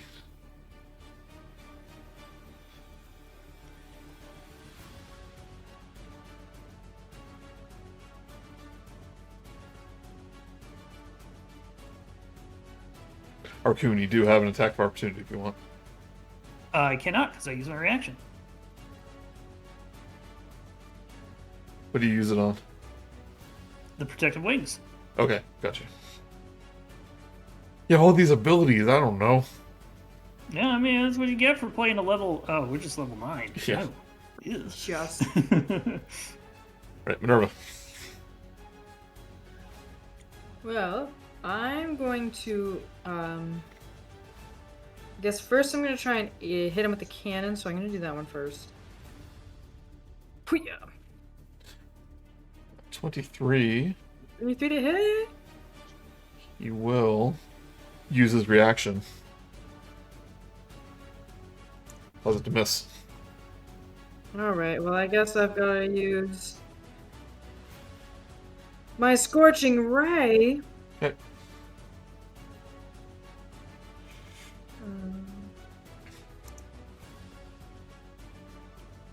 Yeah.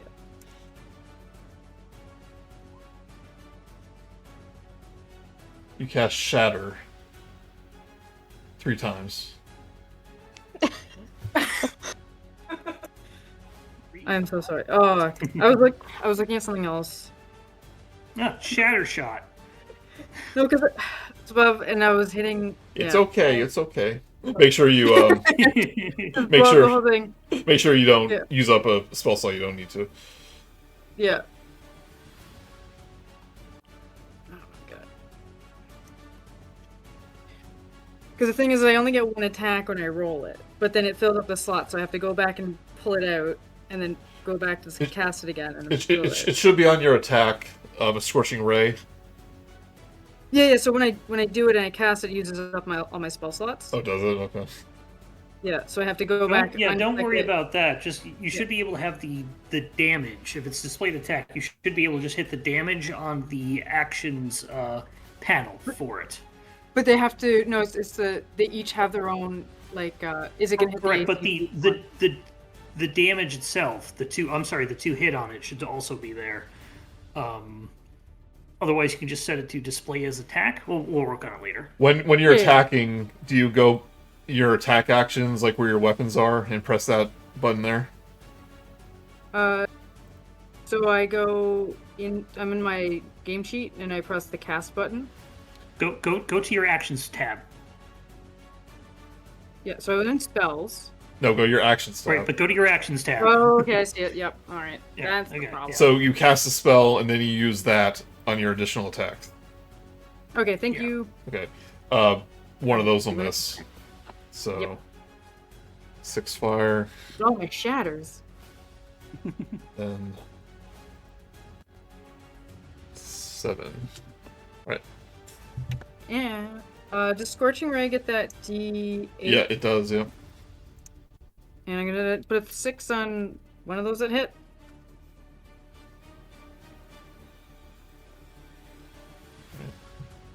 Forget if I did this last time, but Esmeralda will take 6 bleeding damage. No.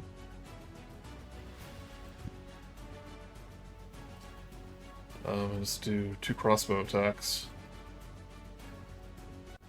11, 19 will hit. Oh wait, no, she doesn't have bless. He'll parry that. Alright, Grude, you're definitely getting the idea that he's trying to stay out of your I'm not reach. Yeah. What? If you're a monkey, you could throw boulders. So I could change into another person.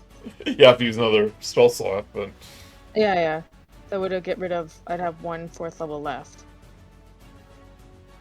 But I'd still have the dragon up from the previous one. That wouldn't be affected. Correct. Though, if the T-Rex climbs the megalith, like King Kong, Can the megalith take it? the ancient stones that are older than civilization. Can a That just T-Rex makes use extra climbing sense, right? gear? Yeah, can a T-Rex even climb anything? I mean, What's your climbing speed? rules is written, it just has to take half its movements. Okay. yeah. Maybe go up 30 feet. You'll have to you can dash and get up there, but you may crumble the stone. You weigh like 20 tons. Yeah, Yeah, we may not want that. I might. Yeah, I mean, how much the stone, the stone weigh? I think I'm gonna try with the ape, because instead of just chasing this guy around and taking hits, Okay. it's not really doing anything. And I still get Joey, because this is the first time I've done this. For me, switching from T-Rex to ape, does that mean my hit points go back up to now the full ape one? It does. Okay, so it's not like the worst idea, but yeah, I think this will be fine. I'm gonna turn into the ape. Okay. Because they can throw rocks, right? Yes, I can throw rocks which are plentiful around me, and I can punch them. You start throwing the Megaliths. Stop! Yeah. And you can properly climb the regolith, I could, yeah. like Godzilla. Right. And then throw it at him. But I have a range of 50 to 100 feet, one target. Okay. Dirty tricks. No fair.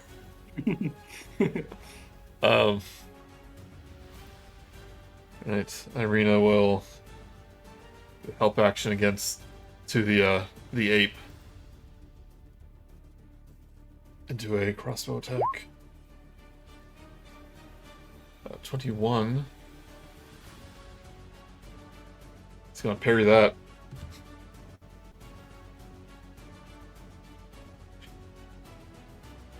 Right, Arcune. Yeah, gonna... 1d4 has been helping. But... yeah, stick with that then. I'm gonna cast a... Oh, you do take... I want the... You do take 1 bleeding damage. Piercing damage. And I can repeat that save. Which was a con save? Alright, That is more than a 19. 26. sorry. Oh, at the start of the turn they take the damage. Okay, it requires another save. Okay, you don't take that damage then. I misread that. Do I take the... Oh, I see. If I fail to save, I'm still bleeding. Okay. Yeah, Gotcha. you're still Alright, bleeding. cool. You're still bleeding. You just don't take the damage. When do I stop bleeding? 1 minute. Assess or upon receiving magical healing. Yeah, I'm gonna go ahead and who else is bleeding? Esmeralda. 5, 10, 15, 20, 25, 30, 30. She is 40 feet by the diagonal away from me.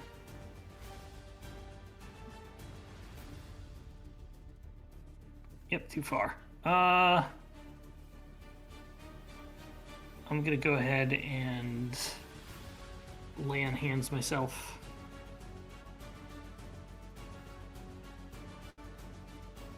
For 30. I might as well just do the whole thing. 31. Yeah. Wounds heal up. It's not. Which I'll just do 25. Confirm.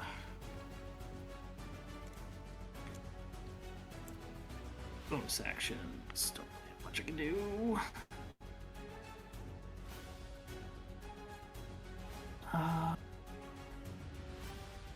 Yeah, I'm gonna spend my time just climbing down.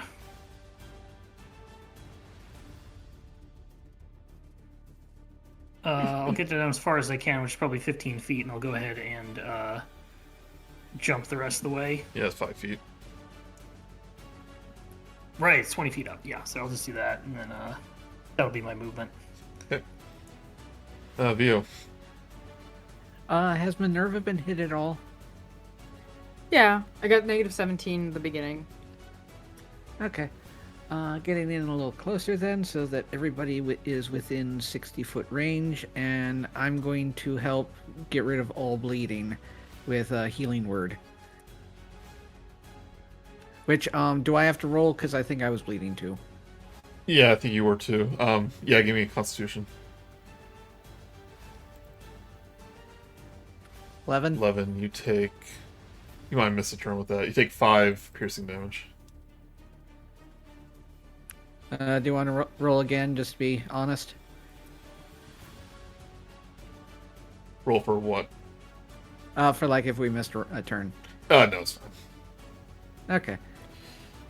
You got 5. That's a good above average thing anyway. I Yeah. think when I was trying to take off your I get it. concentration, I think I accidentally hit the B, so I forgot. Alright. Who takes 7 healing? All of us. All of you. It's up to 6 people, so that's the entire group. Everybody gets 7 health back, and that should remove bleeding. And he takes 15 fire damage. 15. Okay.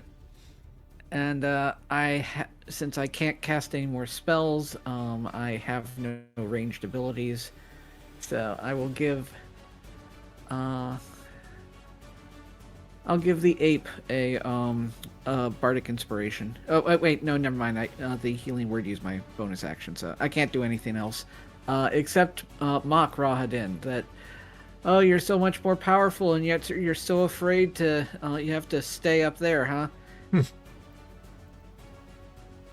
He glares at you, and all the amber in his body just glows.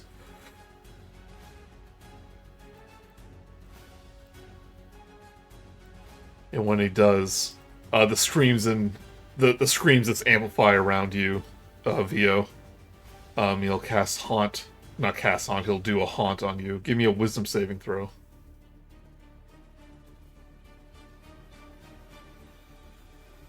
22. 22. Right, you are safe from that. He's just basically gonna dive towards Minerva. You, Minerva. Attempt to hit you with one of his weapons here. He acknowledges you as the strongest warrior. 15 will miss, I imagine. Oh yeah. Wow, you rolled low. I feel really good about myself because I definitely missed hitting him most of the time. How to feel the miss?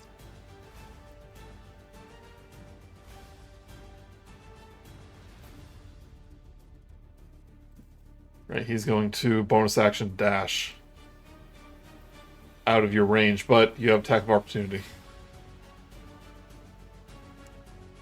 I do? Yep. I can. So the attack can be a firebolt? Melee weapon. Weapon attack. Melee, my dagger? Yep. Here we go. Oh, 19. Wow, Nice. nice. 19 will hit. He will parry it. Oh, Hey, let him use a reaction to get rid of to stop four damage. It's fine by me. it's piercing damage though. Piercing just like your stare. Right, Minerva, it's your turn. Well, I'm gonna try out my new how I use Scorching Ray now. So I use the spell first, and then I use this one for the rest of them. Use a spell first, and then use the thing on your attack Yeah. action Alright, for the rest. And I'm gonna not hit Shatter.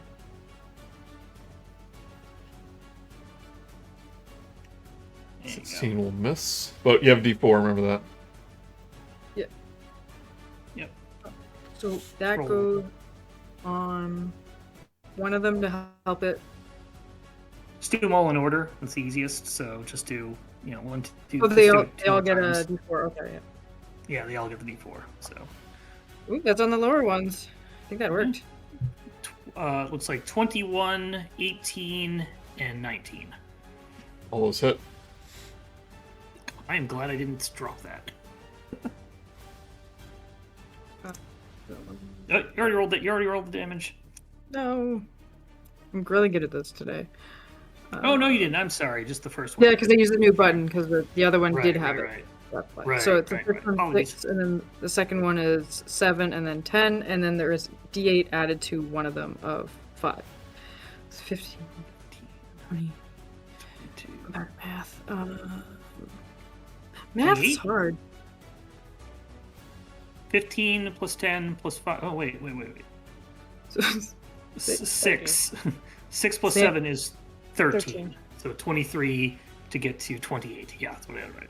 28. 28. yeah. Rahadin's body just erupts into flame. But as the flames goes out, you see he's like doubled over. He's barely able to keep aloft. The bones are just beginning to mutate and grow. You see this long bony stinger appear from behind him. His claws are just growing like long and grotesque and bony. his wings grow even longer, and you see his mouth begin to contort, almost like his skull is elongating, and it's becoming even more dragon-like, and whatever skin he had left is just a translucent, shadowy void.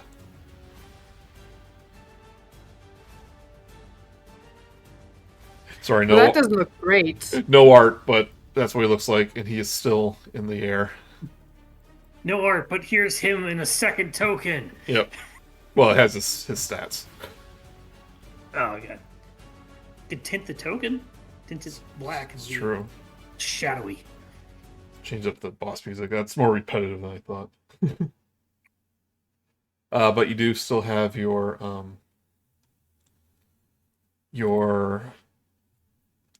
cannon. Bonus action.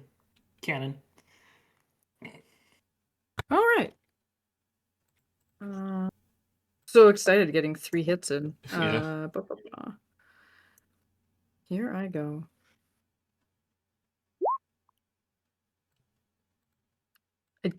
Is that gets the D4? It does. Okay. Well, I'll just guess. That is a 20. Yep. That will hit. Yeah. Yay! Okay, cool. See if this guy's a parry. Okay. Well, if he's parrying that much damage. Okay. Cool. All right. Sure. Let's make sure one thing to do. Okay, how much is that? 14? Yeah, 14 is the force cannon. Alright, let's push back 5 feet. Or this way, actually. Yay. Esmeralda no longer bleeding.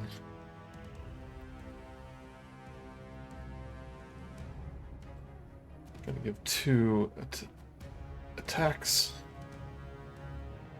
Did you give her that health I gave? Yeah, it was only 7, right? Yeah. Yeah. Okay. She was pretty low. 19, 20, those both hit. All of a sudden, Esmeralda is not as powerful as you guys, now that you've leveled up a few times. Yeah. Stuff. She still hits more often than we do. Yeah. Yeah. Alright, Grude. 55 free? Okay. I can... Okay, so just double check. Because I do want to throw a rock at them. Okay. In range.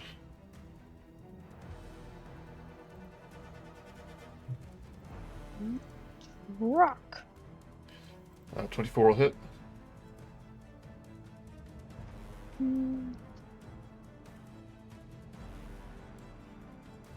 You can just click on the attack name in chat, and it will roll the damage. What? This whole time I've been doing it dumb. Okay, cool. I just did it the hard way. You hit him, and he like slams into the megalith behind him. It's like, "Rah!" Kind of.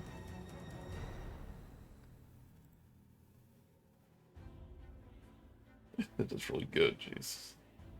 Though at this level, Yeah, like rogues are doing damage like that if they get lucky with rolls. Think about it. I think that was a very good roll. Yeah. Oh yeah. Yeah, Was it was. Oh yeah. Oh, it's- that's a nothing below. 76? Yeah, nothing below. Oh, there's one in there. Right. It's great. You did have advantage. Yeah, you rolled advantage. That's good. Alright, Irina will... was liking that. Give advantage to the... Well, no, she's too far away. 20, 25. She'll just go up a little bit. Right here. Hi, Esmeralda. There's a big monkey behind us.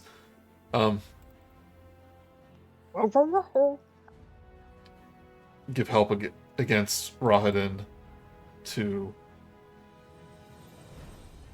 No, he's too far away. She'll give to Esmeralda then. 12 piercing. You notice he's not parrying. He's not parrying anymore. Harry the platypus. Right, Arkun. Run right through the legs, get over there, 30 feet as far as I can go. Action will be Sun's Blessing.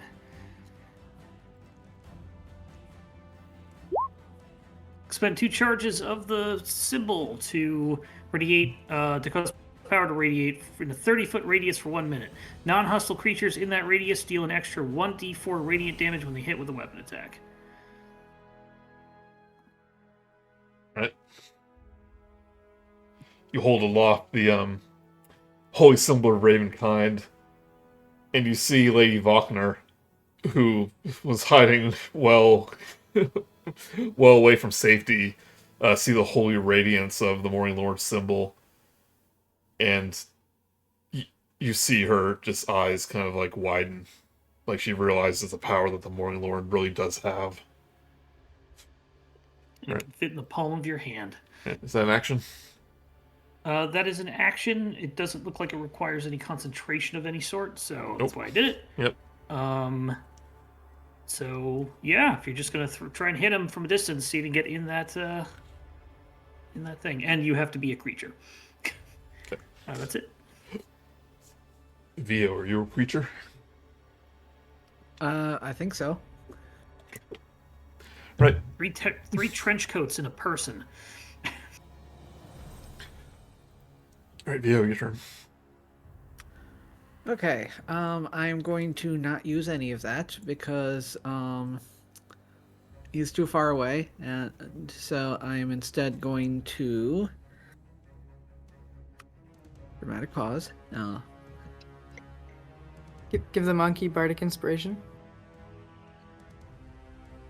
Yeah, suddenly Blinksy comes into view with his monkey.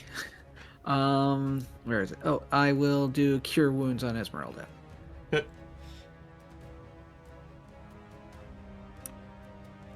Ooh, nice. 17 health. Thanks, babe. I gotcha. Got you, boo. Alright, it is now Rahadin's turn. You see he, like, tries to speak, but it's coming out as, like, a...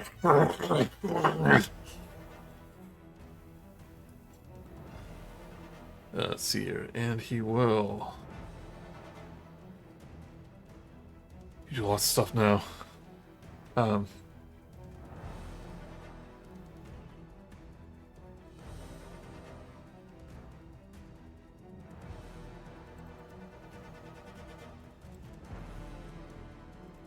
Okay, he will lie down to you, Minerva. You're gonna get the brunt of this here. Good thing I'm such a physically impressive character. Right, first he is going to, as he slams down, a necrotic slam. Does a 31 Hits. hits. You sure you can't jump to avoid it? You take 12 bludgeoning and 10 necrotic damage. And your hit point maximum decreases by 10. So And now we're going to have to go back to that previous gem, dig it back up, and then bury it again, Yeah. so that way we can get it removed. Yeah. He's gonna attack twice with his claws. A 21 and a 20.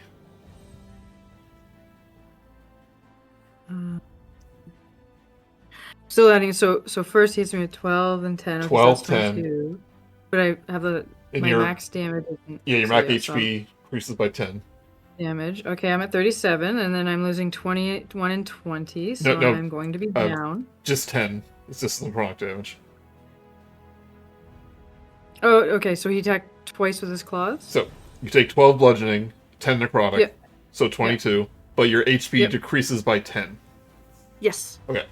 And then I have the 2 new attacks. Yep. So those hit 12 slashing, Oh. 13 slashing. Ooh, So I'm 25 damage. Well, we told you not to jump into the fray, Minerva. Why'd you gotta be frontlining this thing? I was standing here. He literally came to me. Gosh. Give me a charisma saving throw. Do I have stuff that helps saving throws? What was that? Is anybody within 30 feet? A lot of people are, yeah. 35. Esmeralda can, so do it at advantage.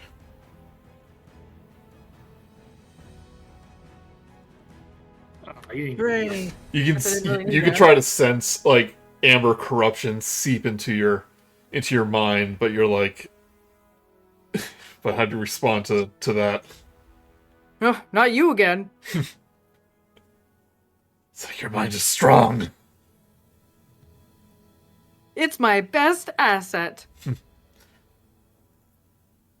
All right. Well, I guess we're stuck together now. You succeeded that. Good job. But it's your turn.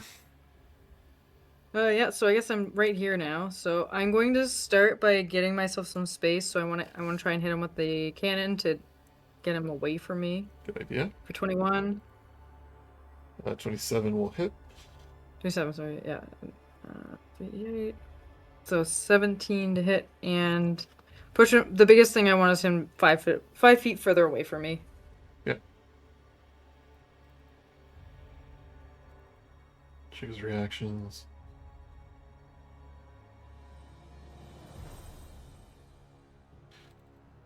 Yeah, push back. Right, so now if I walk away, I don't have an attack of opportunity, right? As far as you know. As far as all right, I'll shoot him first, then try walking away. I was gonna try walking away first, then shooting.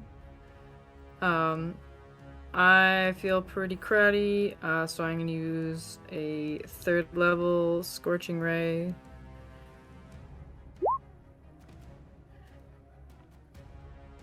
That's a crit. That is a Yay. crit. Takes 16 fire damage. You know that rock First bolt. the rock attack does seem like a lot, but like Mark, if you smite like on all your attacks, you can easily do that damage and more. You know, if I could get over to him without casting haste. But, So I'm only gonna roll the d4 for the other 2. yeah, it's not going to matter for that natural Yeah. 1, but the 19 Yeah, I'll just will do be that enough. one. Yeah, so you want to roll Well, damage? also your extra damage. Yep. She's not in the She's not in the.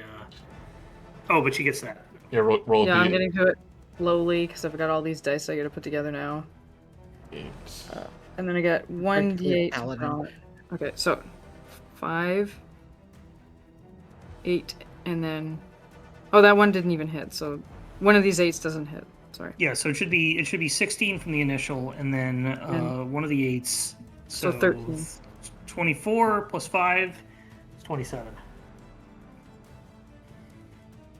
First one was a crit. It did the damage, so that was. Yeah, I already 6. added that in there. Added that in there. All right. So 16 plus 8 plus 5. Yeah.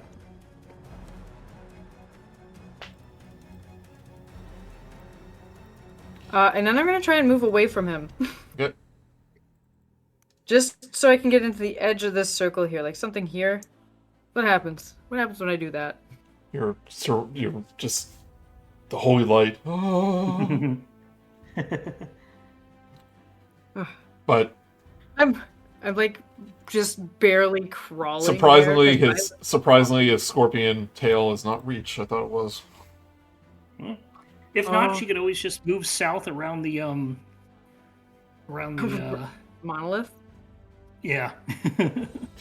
But Esmeralda will Help cast me! Zephyr Strike, run towards Rahadin.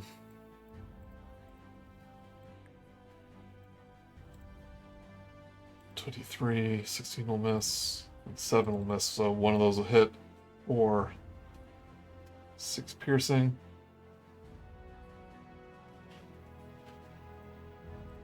Does she move before? Is the then- movement part of the spell, or how does that work? Gives her extra movement. Okay, so she's no longer in the aura. Do 6 extra damage. She rolled into that. And he will use a reaction. Do a claw attack against Esmeralda. Good thing you moved him back 5 feet. I'll say that.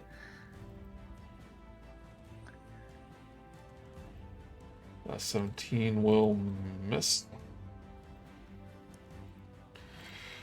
Right, Grude.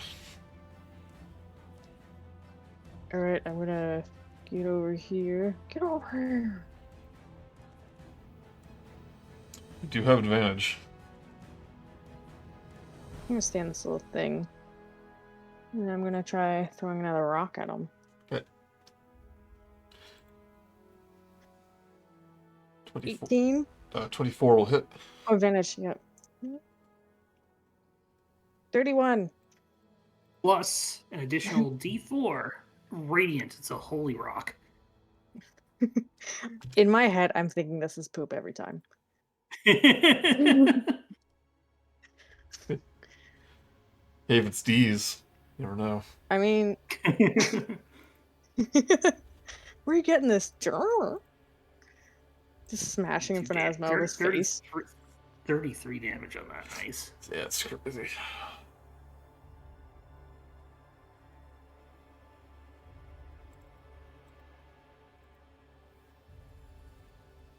Right, Irina. How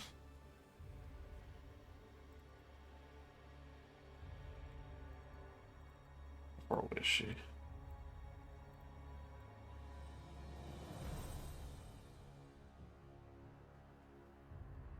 Yeah, she wants to do a bonus action, so she'll just do a crossbow attack. Give help against.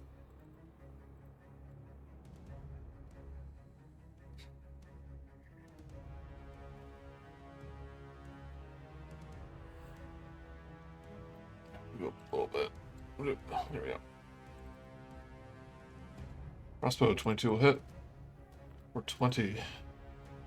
Plus, she just has to be Plus in the D4. Has to be in the radiance. Yeah, she's at least half of her square, isn't it? So that's usually how that works. Yeah, if she herself is shooting from it within it, then yeah. Right, Arcune.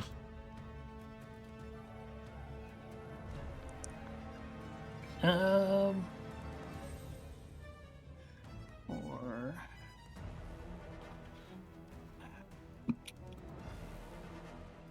all right, Misty Step. Oop.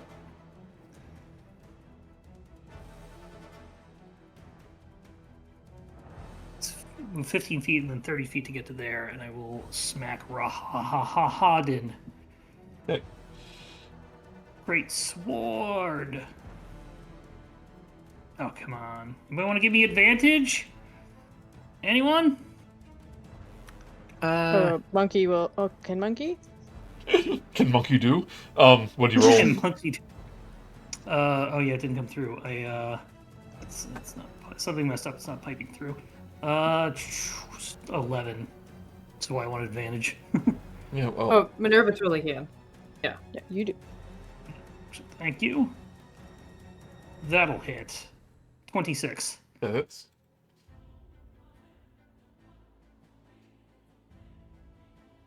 Nine damage plus a D4. 4 on that, so a total of 13. Plus I'll smite with a 3rd level smite.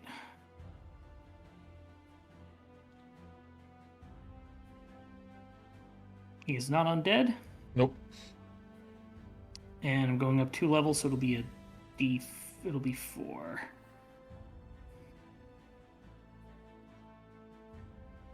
Pretty good. 18 radiant damage on the smite. Arkundax. How do you do this? I just take the sword out, and as I'm heading towards it, past everyone else, just shooting something in its direction, I just teleport Misty, and the mist is basically sort of a holy radiant light instead of a mist, and just appear right next to Esmeralda as she recoils from the attack. Get in right between her. I just come right down with the sword itself, the energy maybe pulling in from the regoliths itself, any lingering sort of holy magic, and just come right down. And I just I'll come down in the stabbing motion and come like right down through him, right through his where his heart would be. Well, you just burned through his health. Yeah, Thank you, giant monkey with rock. Yeah. I was like, I did 2 attacks. All of Yeah, you you were did also like doing a lot of attacks. 65 damage. You did 65 damage. Okay, I'm really happy Plus- with that. Sometimes I wonder, it's like, did I mess up his health? But yeah, he like, you pierce his heart with the great sword. He just like looks down in disbelief, and the smoke that was encompassing his body just dissipates away, and all that's left is just an ash black skeleton with like the fangs and the elongated horns. As he's dying in the last throes of this, I say, "You were merely sent to." I had it. You were merely sent here to delay us by seconds. Pull the sword out as he dies. I was meant to be the catalyst. And like the screams that you're all hearing is almost deafening, but you feel them escaping Rahadin, and it's almost a screams of relief as they finally just dissipate into the mist, reverberate into the mist itself until they disappear. And like a boss death from Diablo. yeah, and Rahadin, she's basically a skeleton now, falls to his knees and just falls apart. Dies at your feet.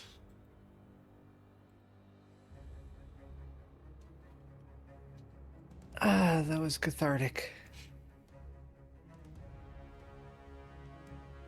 Rahadin, traitor to the Dusk Elves, is dead. There's a point where I didn't think this was possible. You really threw butts at one time. I've certainly wanted to do that for a very long time. Agreed. Yeah, he didn't get to do many of his stuff. Kind of sad. I don't know. He did like a bajillion reactions. His second form, all his reactions are like melee focused. Yeah. There's your problem. You spent the first half like flying away from everybody. Yeah. He had Finger of Death, Mostly man. but he used that when they're low on health. It's essentially like power word kill. Yep. That's okay. We have a magic item that can cast. Oh, Finger of Death, it turns into a zombie. Oh right. Okay. Yeah. Never mind. Yeah, if it takes you to 0. I think you have to He's die. dead. I think you have to Yes. die, Wait. though. Wait, what is happening? Oh, nothing happens. I'm saying what he No, could have just- done if he was cool. That's a really powerful sounding ability. Yeah. Oh, And it's like that's 8th level or something. Yeah. Anyway. Yeah, there's a couple of insta kill spells and similar things and higher level stuff to Yeah, really keep you it's on your directly toes. alongside Disintegrate. Yeah. Me wanting to stay away from that T-Rex, like, kind of nerfed him. Anyway, Hey! Lady Bachner will I was come. super surprised that the innervation thing. I was happy for that it nerfed him for a turn and a half. I Yeah. was so wanting him to drop it in my mouth, but that makes sense. That Yeah, I didn't have anything that would do that. If he, I did have a thing that knocked prone, but he'd be knocked like 20 feet away first. So Yeah, like Yeah. hold person, you know. Like that'll do it because that makes him restrained. Anyway, I have legitimately taken out the big bad boss fight guy by using telekinesis to throw him into his own one-way portal to the plane of angels. It was the most awesome thing I've ever done pacifistly.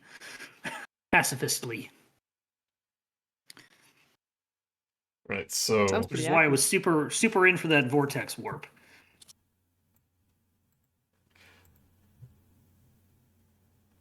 Lady Wagner appears from behind one of the megaliths and goes, "Grude, I did not know you could do that. It's quite terrifying." What is I it? guess he's just sitting there, like, scratching his butt, being like, "Whore." Oh, monkey, This is still a giant gorilla, though, banana, right? Like, Yeah. banana. Bonanza. But she'll hold out her hand, um, saying, "The gem, if you please." Take it out of the bag and pass it out. Okay. Pale green light glimmers within the fog, then deepens. The earth itself seems to thrum beneath you. Even as a sliver of green light stretches across the circle from one side to the other. Slowly, trembling, the sliver begins to widen along its narrowest axis, spiraling patterns filling the space between its ends. It's an eye, a titan's eye, widening and searing with unbridled power. The mists dance and swirl as the eye reaches its widest point. From its edge bursts a pillar of Bavarian luminescence, shimmering with light and stretching into the heavens. Beneath its light, you can see the roots of Mount Gacchus to the south and Mount Baratok to the north, intertwining leagues beneath the soil, choked with darkness and ichor. You can feel the dark, hateful thing constricting them, an ash-gray root forged of corruption and baleful pride, now withering beneath the light of the eye in the bleeding black poisonous ichor as it dies. The root runs through the earth for miles and miles until it reaches a mighty fortress of black stone, of towers, spires that pierce the stormy sky, and a pair of familiar burning crimson eye that bore into your soul. Strahd von Zarovich. And then the eye blinks, and the root is severed from the mountain. A distant cry of rage and fury echoes into your ear, and the roots of the mountain breathe like a living thing, the miasma within their veins burning away beneath the eye's unblinking gaze. Overhead, the sky cackles with thunder, and a clean, cool rain begins to fall upon the hilltop. As the fog melts away, small, colorful stems and petals push from the ash-gray muck, wildflowers colored purple and yellow, and blue and red, taking their first breaths from between the cracks of the ancient stone circle. For a moment, in the sky far above, the clouds pull back like a veil, the rain pausing as the sky of purest blue gazes down at the hilltop below. With a thunderclap, the rain stops. The gray sky returns, and the air is cool and clean, and then the gentle breeze whispers across the hilltop. The standing stones glint with an ethereal, material shine, and a sense of warmth and peace pervade the circle. At its center, a small sapling grows, its thin branches swaying in the wind. You can hear the sound of distant cackle, an old woman's voice, gleeful, joyous, and several spheres of glittering pale light arise from the earth, then hang patiently in the air before you, as if waiting to be claimed. You recognize the joyful cackle as Madame Ava. that's what I was hoping. Yay. Yes, I'd like to move forward and go grab it and look at everyone else and say, like, come on. We're gonna get an overpowered boon. This could be pretty neat. As you approach Minerva, You actually just say "Arar." As you approach Minerva, you're suddenly overcome by a vision. You momentarily see the withered face of the crone, Madame Ava, but you almost see time rewind around the Megaliths, and you begin to see a memory of Madame Ava. You see, you're back at Castle Ravenloft, the night of the massacre. and you see two young women, running from the massacre, essentially. You recognize one of them as Varushka, the handmaiden ghost that you saw in the castle. Yeah. Let me check one more thing. Sorry, I want to get names right here.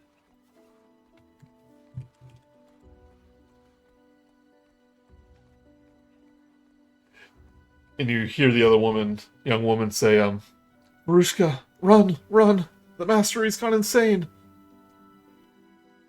And then you see Varushka kind of trip on some loose stone.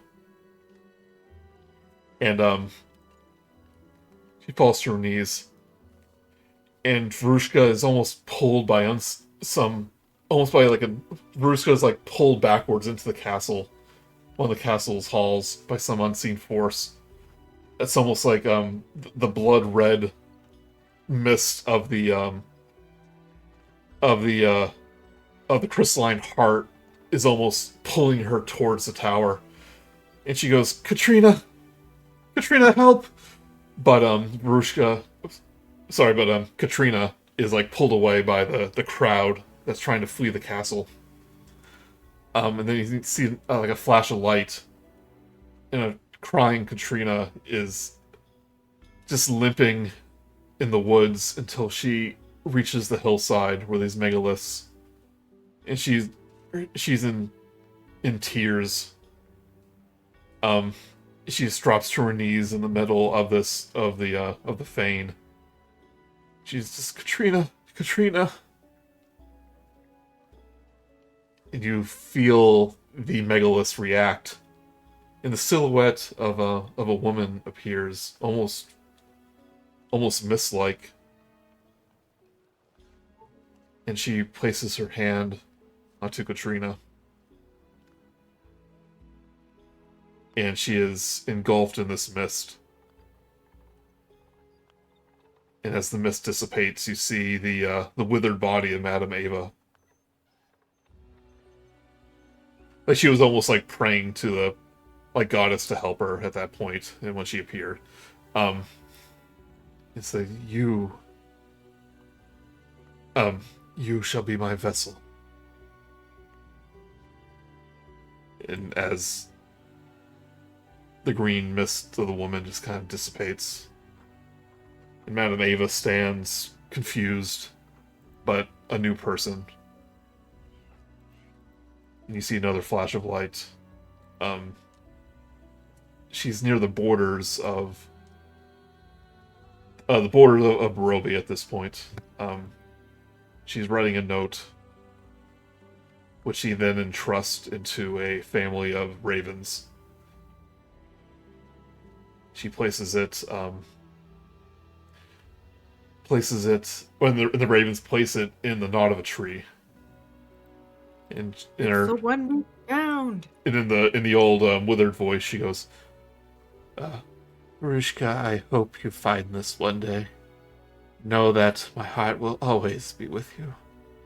But I have my own destiny. I wonder if I'm that same person anymore. And you see her kind of walk up to a Vistani caravan. She greets herself and claims a carriage as her own.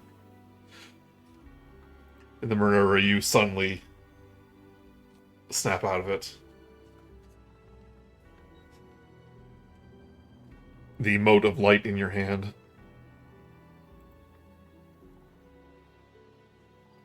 You all can gain the boon of the Seeker.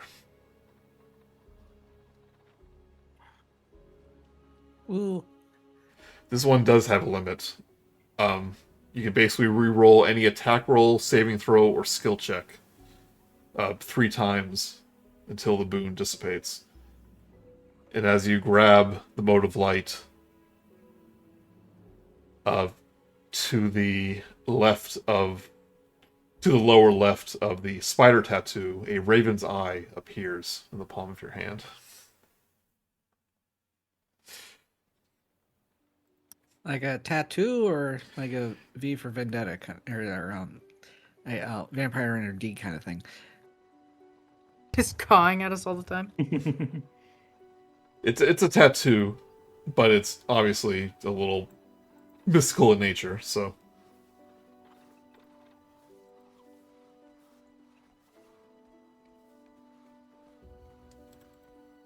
But Lady Wagner is just amazed by the short glimpse of the blue sky.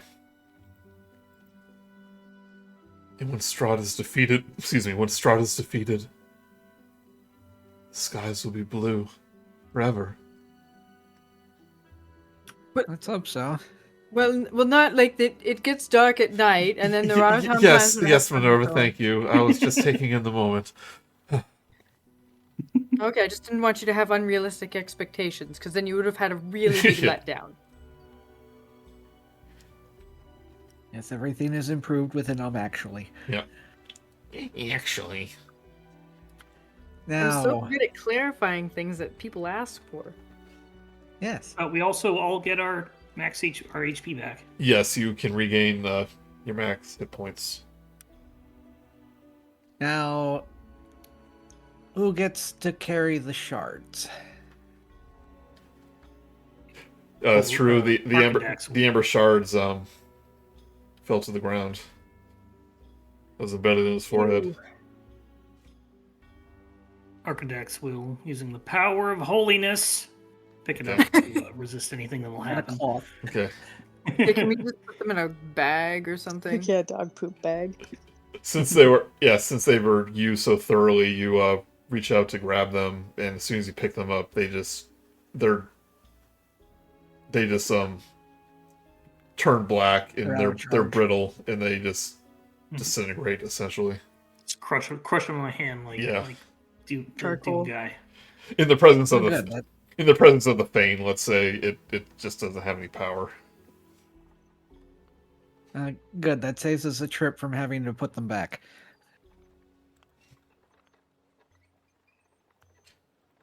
All right.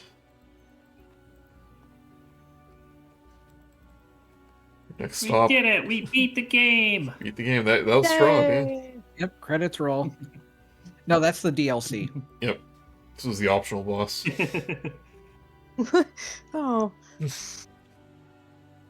But yeah, you can recover at Wagner House. Take a short rest. The Vistani camp is not far from Vallaki, so.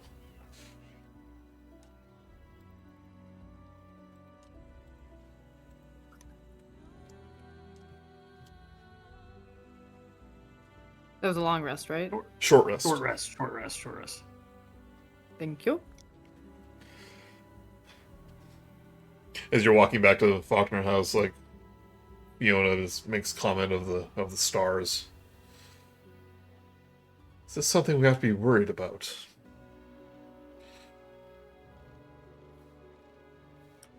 No, nice. Stars are pretty normal. It's like very normal here in the valley. No, they will be.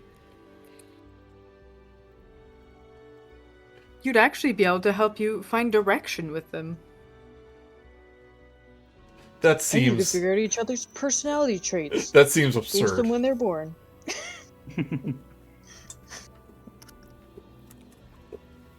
Getting a spell slot back, Joey, for the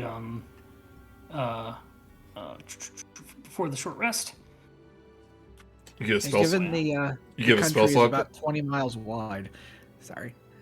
Oh, divine power. Okay. Yeah, divine power. I imagine that the mountain is probably a good landmark to find out which direction is south. Yeah. Yeah. Over there, right next to the beacon. Actually, because there is fog everywhere and stuff like that, is it very visible from Vallaki and stuff? Maybe on a good day. It's like So Yeah, like not in daytime, probably. Maybe. yeah, I mean it's a mountain. You can still probably make out a little bit of it, but At least a silhouette. the beacon though penetrates all the fog. So.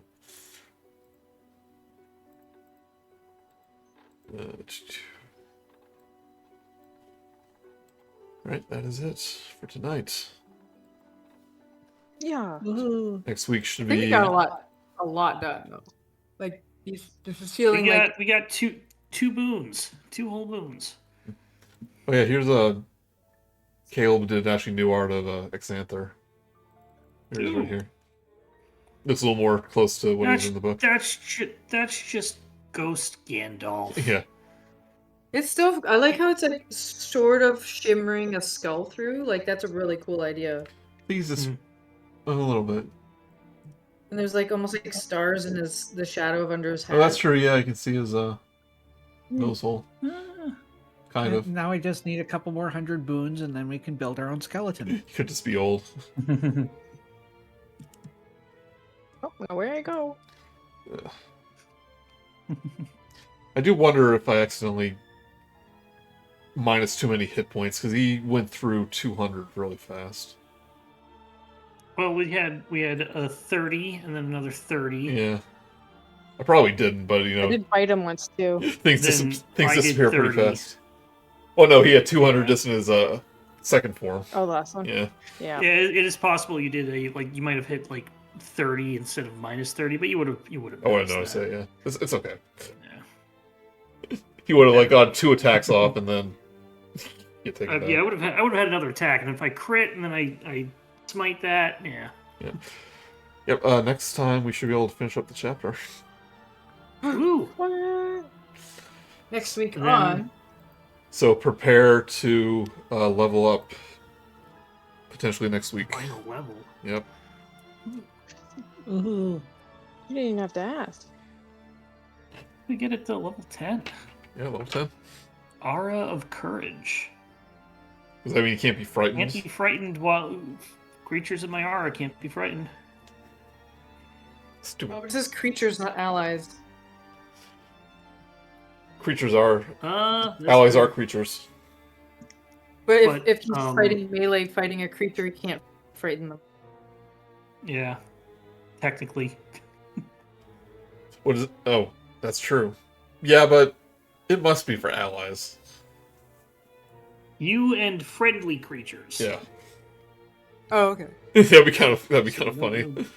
The the vampire can't be frightened because he's in the paladin's aura. Yeah. That's why I was like, that's the weirdest wording. But yeah, that makes more sense. Okay. All right. Thank you, everyone.